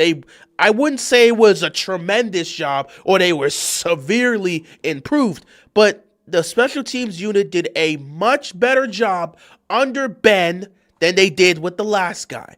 Now, we will sit back and say this, which I'm not going to blame on Ben. Special teams had a blunder in the NFC title game. You had a muff punt. That's not on the. At some point, we got to blame the players for not holding on to it. He literally called for a fair catch and then didn't catch the ball. That's not on the coaching staff. You called for a fair catch. Catch the damn ball. So yeah, the special teams unit was better under Ben. He was not the initial guy that was there when the Rams special teams unit was terrible and ended up eventually missing out on the 1 seed. He took over after they fired that other guy. So I don't think we can fully judge this and be like, oh, God, this guy stinks. No. I'm not going to sit back and say he was that. He did a much better job in managing that special teams unit than the guy they fired. So I don't know how much he's going to bring to the table, but he is joining the Ravens staff. This was confirmed earlier today. He also was part of he's also been a special teams coordinator for a few teams. Now this one actually does concern me in some of these, and then in others it's like, okay, I think they actually had some pretty good stuff there. So he was a former special teams coordinator for the Commanders, a former special teams coordinator for the Jets, a former special teams coordinator for the Broncos, and a former special teams coordinator for the Falcons. With the Broncos and Falcons, I'm pretty sure he did a good job there. Commanders, Jets, I don't know. So like, yeah, I think this is a hire that could work out, but everybody's going to be scared about this because the Rams special teams unit last year was terrible. But that guy did a good job with the special teams after they fired the initial guy. So I'm hopeful that Ben will be able to come in here and do a good job with this unit. So optimism there. Overall, when I look at the special teams unit, not much to say. I think I could give it maybe an A- or a B+ just because of Ben, and we don't fully know what he could bring to the table, and it is concerning that he was part of the Rams special teams unit that was terrible last year, so I think people will have a little bit of concerns there. This might be one of the few hires people don't agree with Jessie Mentor because of, him coming from the Rams special teams unit that was god-awful last year and actively cost their team games. So I think that one would be a concerning aspect. So I guess we could drop it to like an A- or a B+. But Anthony Levine, that was an A+ for sure. And Randy Brown's been here as long as Harbaugh was here. So again, there wasn't a major change in that aspect. It's just, okay, he's going to be retained. So overall, I can look at this and say maybe like an A-, B+ type of thing, just because Ben could be a concern if he ended up playing, if he comes here and he doesn't work out for the most part. The concern comes from the fact that he was on the Rams special team staff when they stink, and then he took over and they were better, but they still weren't great. So I think there's a concern with that aspect. So I'll look at this and say A-, B+. Overall, still pretty good with the special teams aspect here. Now let's tackle the big major part of this. This is the one everybody wants to key into because this right here could make or break the offense this year for sure. We don't know what's going to happen. There's going to be a lot of questions about what the Ravens are going to be doing on this side in terms of how things are going to go with the offensive side of things. It's going to put a huge pressure. It's going to be a huge question mark, and there's going to be a lot of questions in regards to how this is going to go for the most part. But, yeah, we'll see how this goes. So let's switch over to the offensive side. Very, very, very interesting perspective here. Very, very interesting choice of selections here. I could tell you for a fact, I don't know a majority of these names. I know like three people here. So this is a coaching staff that I am completely new to. I don't know who these guys are. So let's go through this. Now, I know who the offense coordinator is, but like past that, it's like maybe two names on the staff as a whole. So let's get to it. We've talked about the defense. Fantastic hire there. We talked about the special teams. Fantastic promotion there. Now it's time to talk about the offense. So, Jessie Mentor spoke up about what he was looking for with this offensive coordinator. He was looking for somebody that's innovative. He was looking for somebody that was creative. He was looking for somebody that is a connector, somebody that can connect with players and bring out the best in them and work alongside them to bring out the best of that offensive unit. Somebody that's going to work with Lamar and the rest of those guys to put together the best possible offense they could. That is what Jessie Mentor was looking for. And Jessie Mentor found the guy that he was looking for. The Ravens signed former offensive coordinator for the Bears, Declan Doyle, to be their offensive coordinator. Now, we got to sit back and say this right now. Of the three coaching hires, this is the biggest wild card. Anthony Weaver was a perfect A-plus knockout of the park hire. Anthony Levine, again, that was a promotion. He was already on the staff. That was an easy pick 'em, one-to-one there. These two was not difficult to make, and nobody questioned the decision when both of these guys were picked. But when it came to Declan Doyle, that right there was easily the most questionable wild card pick out of the three coordinators we're looking at right now.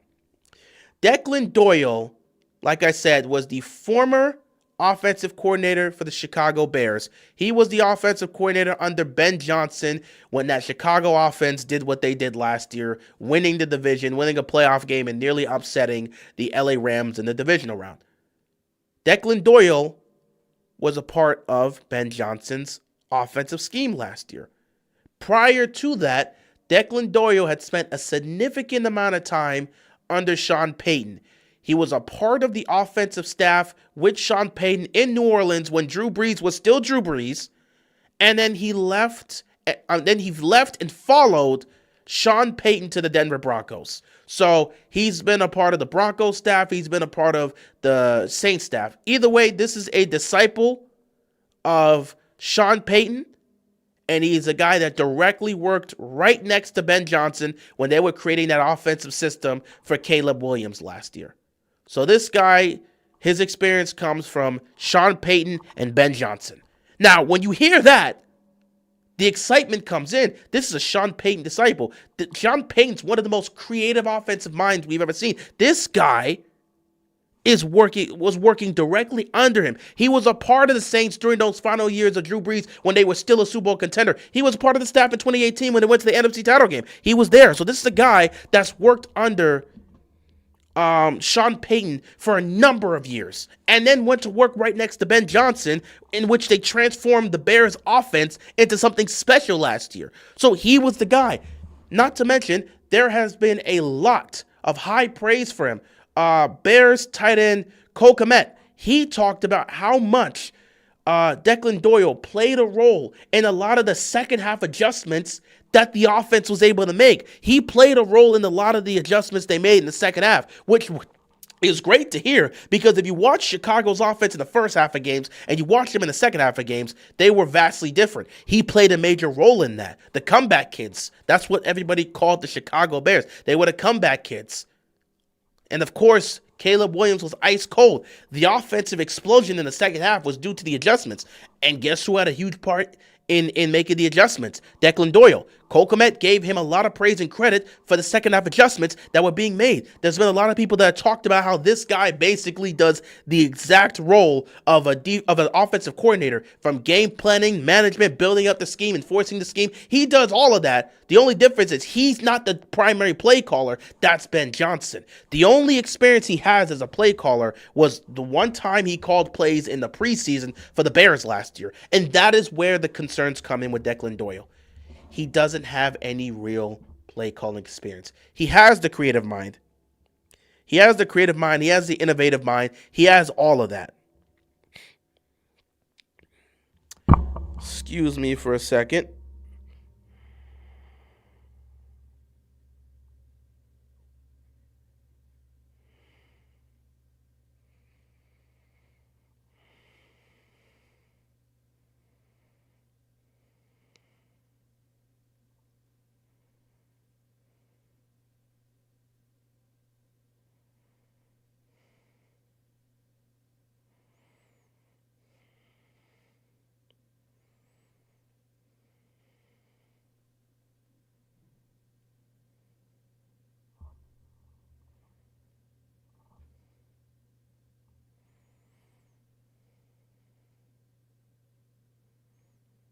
Yeah, sorry, I had to answer this aspect here.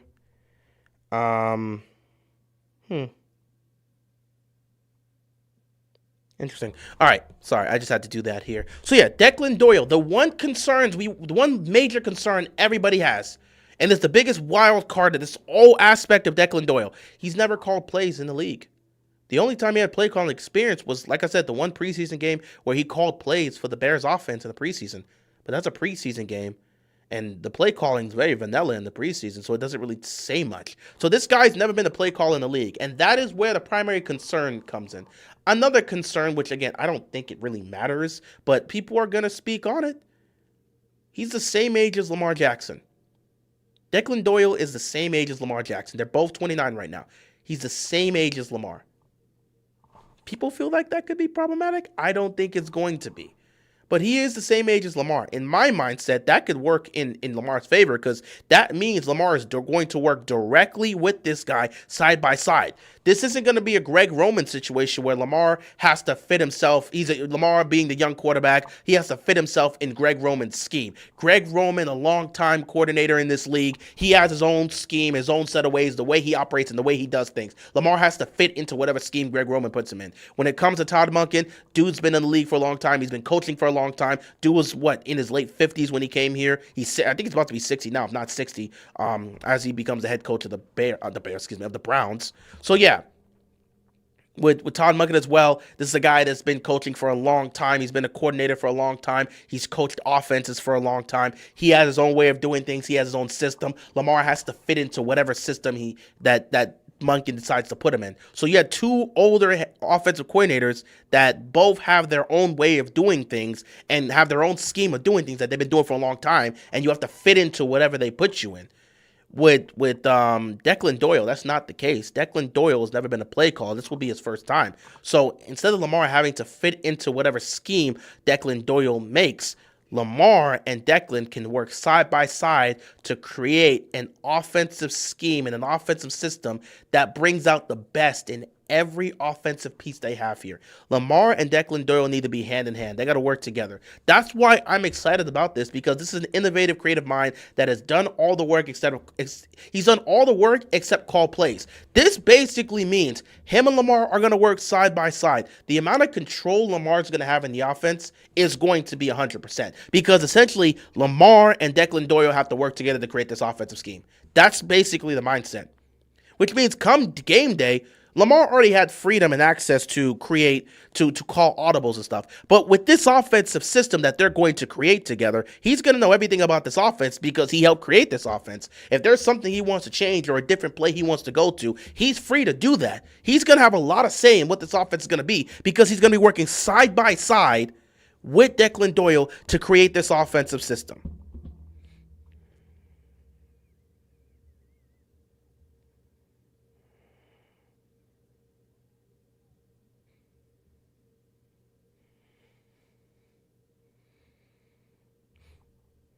So, yeah, I look at the positives here.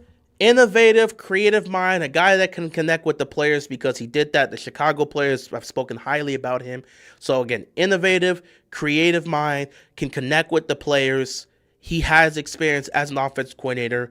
He knows what he's doing in this facet, and he's going to work together with Lamar Jackson to create this offensive system. So basically, I don't think it's going to be a situation where Lamar is going to be like, oh, I got to struggle to figure out. Like, it's going to take a long time for me. I got to learn the playbook. And no. I don't think it's going to be a situation like that. He's going to help create the system. So This is going to be a playbook that he already knows because he helped create. At least that's what I'm thinking. I think that should be the way to go. I don't think this is a situation where Declan just creates the offensive system. It's like, here you go, Lamar. This is what I want to put you guys in. How do you feel about it? I would prefer if it's a situation he's like, all right, Lamar, you know what works best for you. You know what you're most comfortable with. You know what brings the best out in you. And you're in that locker room with those offensive guys. You know what brings the best out in Derrick Henry. You know what brings the best out of Zay Flowers, Rashad Bateman, Mark Andrews, all those guys. I want to work together with you to create this offensive playbook. Let's create this offensive playbook. Let's create this offensive scheme. Let's come up with a playbook that's going to work best for you and everybody else. I think that should be the way to go. Because if you do that, there's not going to be a situation where where you sit back and say, oh, Lamar don't know the playbook. He got to come to OTAs to learn the paper. No. It's, he doesn't go to OTAs. He's behind, which I can't wait for us to have that whole conversation as we get to it. Because you have people like, oh, he's got to go to OTAs this year. I'm not worried about that. So, it's not going to be a situation where it's like Lamar has to get used to this playbook and learn the playbook. I hope it's a situation where he's working side by side to create the offensive scheme, the offensive system, and the offensive playbook. They work together to figure out what the offense should be. That would be perfect. I think that's why I'm excited about this, because it's going to be Lamar having a lot of hands-on capabilities with the offensive playbook and the offensive system. He has to work side by side with Declan Doyle to create this offensive playbook and this offensive system. That just makes the most sense to me. So yeah, I understand the main concern being his age being the same as Lamar, and most importantly, him never having play calling experience. But I feel like him being able to work side by side with Lamar will allow them to create an offense that fits best for Lamar and everybody else in that offense.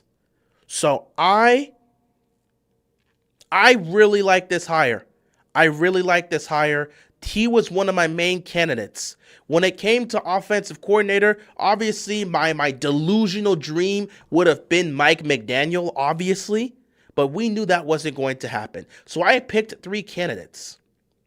My 3 candidates that I picked was Nathan Shihas, Declan Doyle, and Davis Webb. If you get one of these 3, it's a knockout of the park. Nathan was my number 1 choice because he's coming straight out of the Sean McVay system. He decided he was going to go back to the Rams. So you go to the number 2 choice for me, Declan Doyle. So I really, really like this selection. I really think this is going to be successful. Obviously, at this point, we can make an argument that you could put any offensive coordinator next to Lamar and these guys, and they'll be successful. But I really like this selection because he gets to work directly with Lamar Jackson to create the offensive system and the offensive playbook and scheme that's going to best work for him and the rest of the offensive players. So I really like this hire. Fantastic pick. And with the offensive coordinator being picked, we can now go through his offensive staff. The first person we have to name straight off the bat, senior offensive assistant. They go and get Joe Lombardi. I don't need to speak much about this. This guy is going to be everything. He is going to be everything. Every single thing that Declan Doyle is going to need. He's going to assist him with the whole process.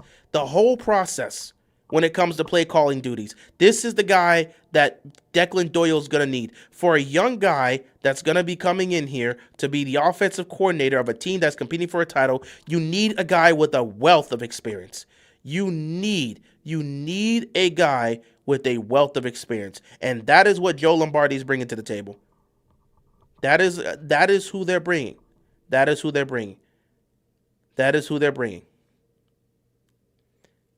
A guy with a wealth of experience that is going to be everything. He's going to be everything. He's going to be everything that Declan Doyle needs. Obviously, he's coming from the Broncos coaching staff as well. So, yeah, he's coming from the Broncos coaching staff. He did a great job there as well, as you can see. Again, has connections with Sean Payton, has connections with Declan Doyle. So that's why you go and get him. But this guy is going to... Oh, man.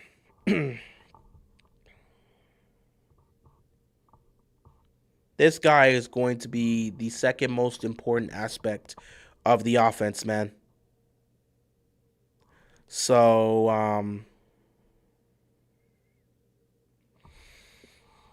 I feel like everything is going to start and end. Everything functionally when it comes to the offense is going to start and end with Joe Lombardi. So, yeah, I feel like a lot of this is going to really garner on how well he looks and how well he executes and how well he's able to help out Declan Doyle with a lot of the play calling duties. So,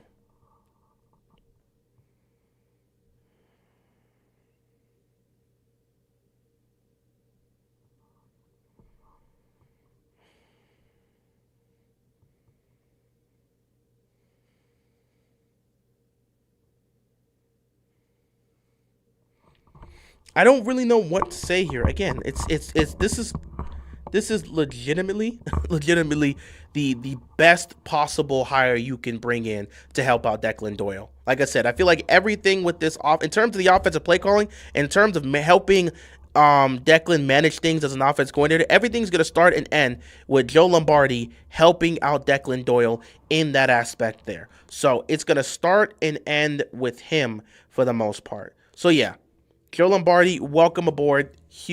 Major, major, major pickup for the Ravens. This is going to be a fantastic help for gonna be a fantastic help for Declan Doyle. Desperately, desperately needed to have that veteran experience there.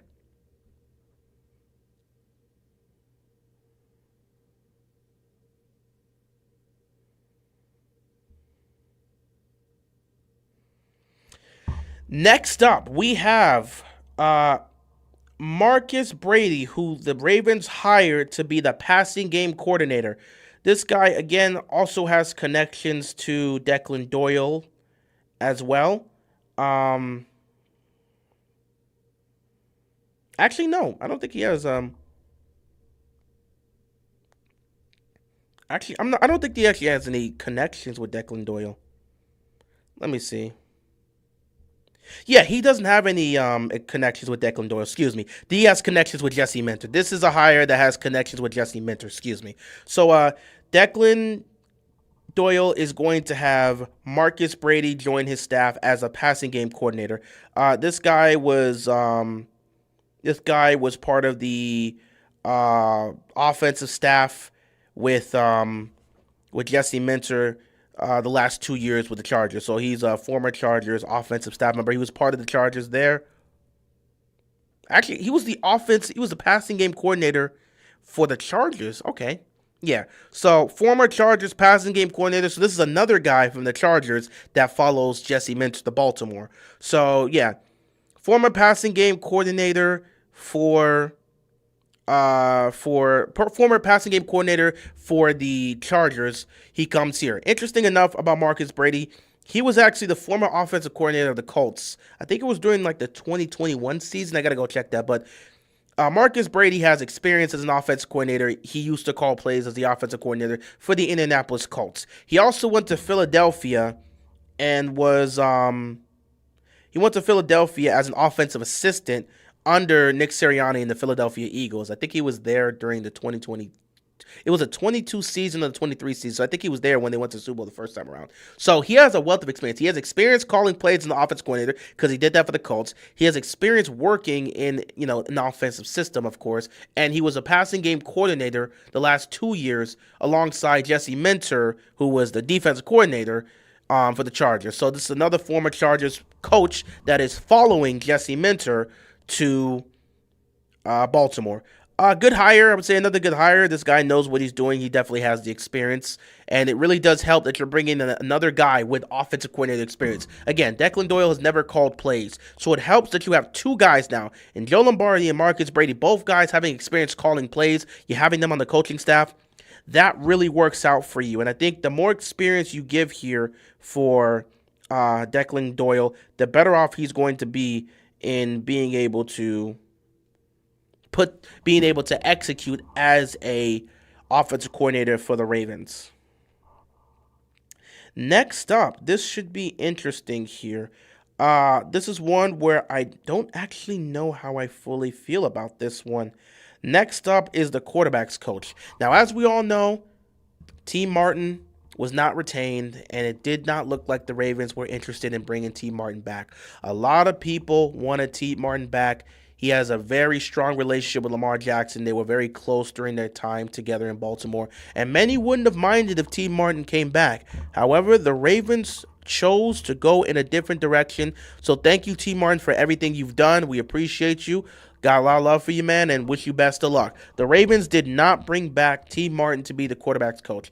Instead, they go and get former Cardinals quarterback coach Israel Wolfork. So he's the former Cardinals quarterback coach. He's worked with Kyler Murray, but I would sit back and say the best work he did was making who was it? Was it Jacoby Brissett?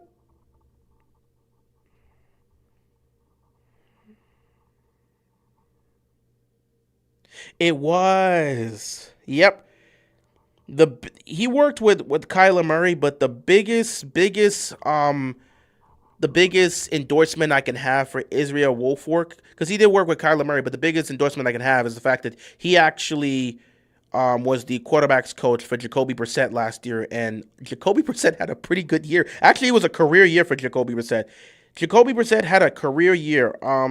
He was the starting quarterback for the Cardinals because Kyler dealt with injuries last year. So Jacoby Brissett, he played 14 games last year. He completed 65% of his passes, threw for 3,366, so 3,366 yards, threw for 23 touchdowns, 8 interceptions, and had a passer rating of 94. That is by far career highs through the roof. Career numbers all over the damn place. Career numbers in passing yards. And this is keeping in mind, he played 16 games with the Colts, didn't put up numbers like this. He played 16 games for the Browns, did not put up numbers like this. He played 15 games for the Colts, did not put up numbers like this. Israel Wolfork brought out the best season of Jacoby Brissett's career. Career high in completion percentage, because prior to that he was 61, 59, 50, 60, 25 because he only played one game or only came in a few pieces, 62%, 64%. He had 78% with Washington. He played 3 games and only had a few passes, so not much there. But if we talk about games where he literally played for a lot, like if you talk about Indianapolis where he played 16 games he played 58% completion through 469 passes. 2019, he was a starting quarterback, 15 games, 60% completion. 16 games with Cleveland when he was a starting quarterback in 2022, 64% completion. 2025 with Arizona, 65% completion. The most efficient year passing the football under Israel Wolfork being his quarterback's coach. Also career high in passing touchdowns with 23. When he was with the Colts during those times, he had 13 and 18. And then with Cleveland, he threw 12. So career high in passing touchdowns with 23. Now, he did have a career high in interceptions, but, when you're the starting quarterback that plays this amount, it's bound to happen. Either way, career high numbers through and through. Career high numbers in passer rating, career high numbers in completion percentage, passing yards, passing touchdowns. He brought out the very best of Jacoby Brissett. So I'm going to give the man credit. He's worked with dual threat quarterbacks like Kyle Murray. Kyle Murray, Jesus. I used to do that back in the day when I used to call Kyler Kyle. I remember back in 2019, I called Kyler Kyle like 15 million times in my videos. So yeah, Kyler Murray. He worked with Kyler Murray. So he's worked with dual threat quarterbacks like Kyler Murray, and he brought out the very best out of Jacoby Brissett. So I got to give the man his flowers. Hopefully him and Lamar will be able to connect, and that will be a good relationship there. So hopefully that works out. Next up, we're going to make these two a combined unit. If we're going to talk about my best pick or my favorite signing from the offensive side, because my favorite signing from the defensive side was Mike Mickens, my favorite signing from the offensive side, offensive line and running game coordinator Dwayne Ledford. Oh my God. We got both Dwayne Ledford and Sean Flaherty, who's going to be the assistant offensive line coach. We got both Dwayne and Sean from the Atlanta Falcons. This guy is one of the best offensive line coaches in the game. He's a fantastic running games coordinator, and he got the very best out of Bijan Robinson. So Bijan killed it with this guy. The running game was immaculate, and the Falcons had a fantastic offensive line with this guy. He's one of the best. Dwayne Ledford is one of the best. Getting him from the Falcons, that right there, honestly, Might be the best acquisition you've gotten overall because we know what he's done in the NFL. We absolutely know what he's done in the NFL. This guy, this was a fantastic pickup, man. This was a fantastic pickup. To be able to get Dwayne Ledford, he's one of the best offensive line coaches in the NFL. He's a fantastic run games coordinator. I mean, this is a home run hire here. This is a home run hire. One of the best in the game. One of the best. He's one of the best offensive line coaches. Oh my God. Legitimately, this might just be the best signing out of all the coaching staff. Like this guy here. Oh, they just have to make sure they fix up this offensive line. I promise you, Lamar's not getting touched next year. One of the best offensive line coaches, and you bring Sean Slaughter with you, man. It's just fantastic pickup. Like just for that alone, that's A plus. Just for that alone, A plus. Just for that alone. Just for that alone, it's an A plus hire, man. Just for that alone, it's an A plus. A plus, fantastic pickup. Fantastic. One of the best in the game. One of the best coaches, man. One of the best coaches. One of the best offensive line coaches. Fantastic, fantastic. Oh my goodness. Just knock out of park. Knock out of the park to get both Dwayne and Sean together. Knock out of the park. Fantastic pickup. There's not much more that has to be said there. So let's move forward. Again, he's one of the best in the game, and you got him to be your offensive line coach. Fantastic pickup. Let's wrap things up because we've approached 2 hours, and I want to call it a night because I got work in the morning. So let's go to the next one here. We got a few more left. Next up, we have... wow. Okay, put that down. You don't need to show that. Next up, we have... Come on, what are you doing? There we go. Next up, we have running back coach Eddie Faulkner. All right, let me pull out my notes for what I have for Eddie Faulkner because I don't think I actually know who this guy is.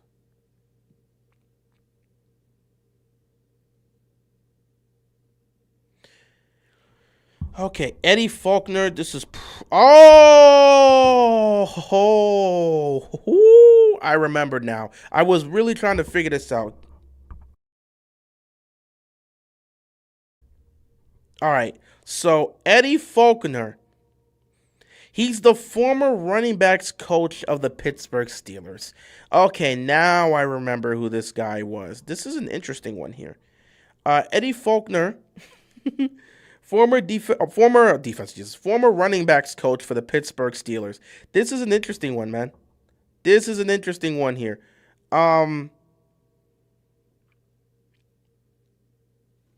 This is an interesting one here.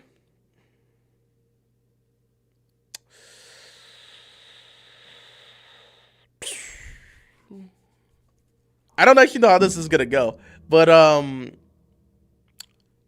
as an enemy, as an enemy to the Pittsburgh Steelers, we do pay attention to how things go over there when they are able to execute, especially when they're able to execute against us. I can't speak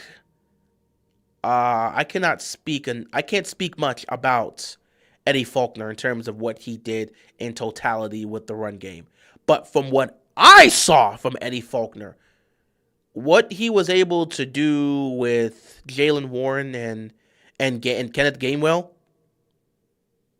that guy got the best out of Gainwell. Now, I wouldn't sit back and say he molded or developed Gainwell. Gainwell was already who he was as a running back when he came to Pittsburgh. But Gainwell did get his best. He did put up his best performance with this guy being his running backs coach. He's had some of his best moments. He had his best season with Pittsburgh. And this was with this guy being the running backs coach. Warren has been a dynamite for them. It's not like he's this top running back, but he's been a dynamite for them under this guy's tutelage. All I know is whenever we play the Pittsburgh Steelers, we struggle to deal with Warren and Gainwell. And this is the guy that works directly with those guys. So I feel like this could be a good hire for the Ravens. I don't know what he's going to do with our unit, but he's brought out the best in Kenneth Gainwell, or at least put him in a situation to be able to play his best football. And he's done a great job with Jaylen Warren. So I think this is a good pickup here because whenever I'm not saying the Steelers' run game has been immaculate or special, but this guy has been able to bring out the best in those two guys, or at least they've had their best performances with this guy being the running back coach. So this one I feel is a good hire for the Ravens, but we ultimately are going to have to see how that is going to age down the stretch. Next up, let's do quality control, and then we can finish off with the final two, which comes to position players in two important aspects. So to finish things off here, we're going to do quality control, Patrick Kramer. Don't know much about that. Hello? Okay, I don't know why my toilet's doing that, but that is scary as hell. Um, Patrick Kramer. Don't know much about him, but he's there for quality control under the offense. I don't think I have him in my notes. And some of these guys I don't have because they were literally signed today. Or we got news about them joining the staff today. So I don't know much about Patrick Kramer, who again, actually I do have something for him. Okay, yeah, okay. So yeah, he was part of the Falcons coaching staff. So they're going to hire Kramer to be the quality coach. Um I don't know much about him. He worked with the Falcons the last 5 years, so I don't know what he's so he was a former senior offensive analyst and assistant quarterback coach at Notre Dame before being part of the coaching staff of the Falcons in 2021. So I don't know. I honestly do not know. I do not know much about him, and I would have to really see what Falcons fans would have to say about this. So kind of neutral, very neutral with this signing here. Not much to really say about that, but I'm open to seeing what he does in terms of quality control. Not exactly sure what specific role he is going to play here, but it is what it is for the most part.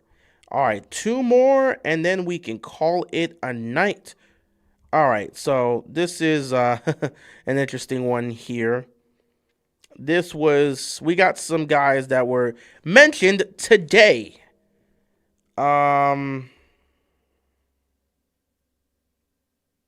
Some that were mentioned today and then some that were mentioned a while back. So let's start off with the one that was mentioned a while back. Ravens hired Broncos pass game specialist Zach Grossi to be the tight ends coach.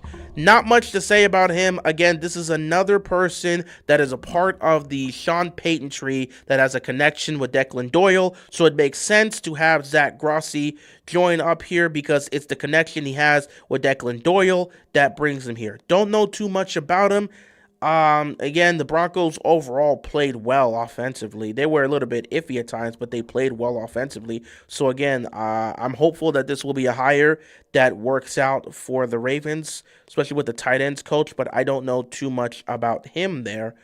So yeah, this is one that's kind of a wild card for me in terms of what this could be. But again, he's a part of the Sean Payton tree and has a relationship with Declan Doyle. So, you know, this should be interesting in seeing how this goes. Last but not least, wide receiver coach.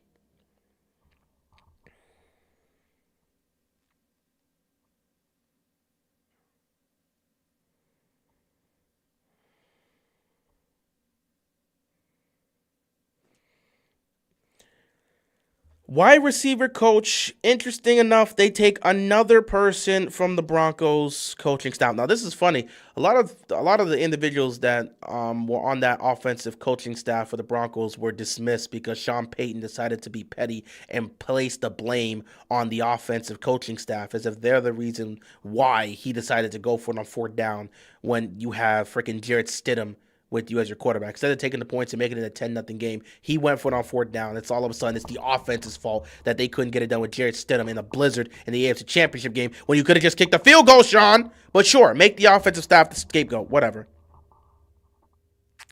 So, yeah. Ravens sign wide receiver coach Kiri Colbert. So Kiri Colbert, he was the former wide receiver coach of the Denver Broncos and did a great job with he did a great job with the receivers. He did a great job with the receivers.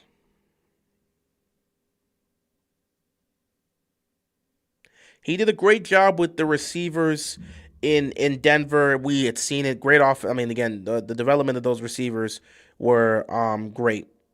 Also, it seems like let me see. I want to look more into his coaching experience here, because Colbert actually has a interesting coaching experience here. He actually was let me see. There we go.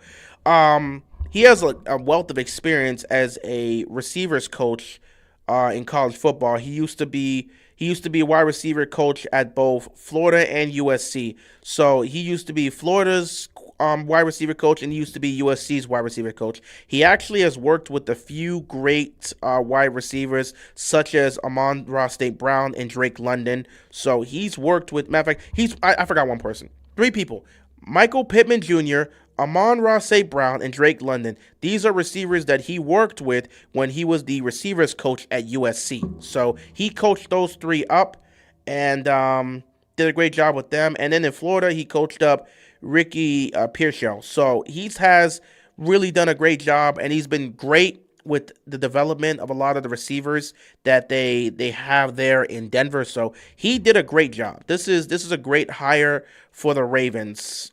He's great at developing receivers.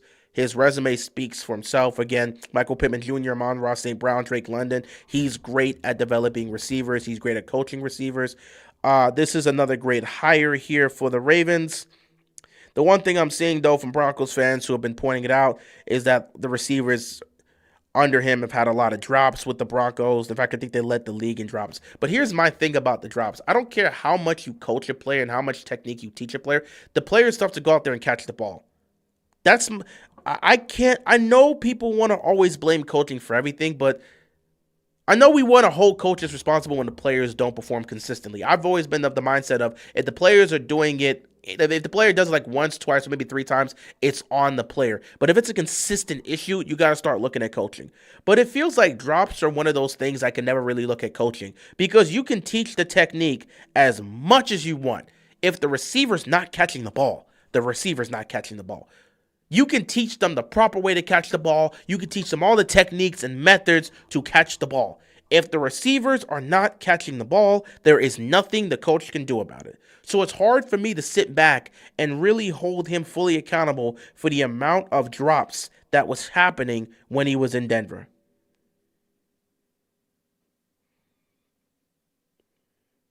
So it's very it's really really interesting. It's really interesting in the discussion when it comes to that. I think this is a good hire. Again, he's done a great job in coaching and developing receivers in college, and he did a good job with the development for the receivers in Denver. But again, the drops are a problem. Now, I'm gonna be honest, that makes him a Raven automatically, because I mean we constantly have receivers that drop the ball. So it's not like it's going to change much of anything. At the end of the day, if there's anything that he's going to do, is he's going to help these receivers get more technically sound to be able to get open and make plays. Now, if they catch the ball, that's a different conversation. So, like, again, this guy, he's got a great resume, and he did a great job with the receivers with the Broncos. But if they can't, they were dropping passes left and right in Denver, and I do remember that. A lot of people talked about that, because when we look at the stats of Bo Nix at times, everyone's like, bro, his stats would be so much better if the receivers can just catch the ball. But they weren't doing that. So again, he helped with the development, because a lot of guys were getting open in that offense. They just weren't catching the ball. So he's gonna come to Baltimore and help with the development of our wide receivers, and they'll probably still be dropping the ball, which again won't be a fault of his. We've been had receivers that can't catch the football consistently, so that won't be an issue here. He'll just join up with a group that's already been doing what they've been doing long before he got here, which is dropping passes consistently. So it is what it is. But I look at this and I say it's a good hire for the most part. Um, It's a good hire, and he's going to help with the development of our wide receivers.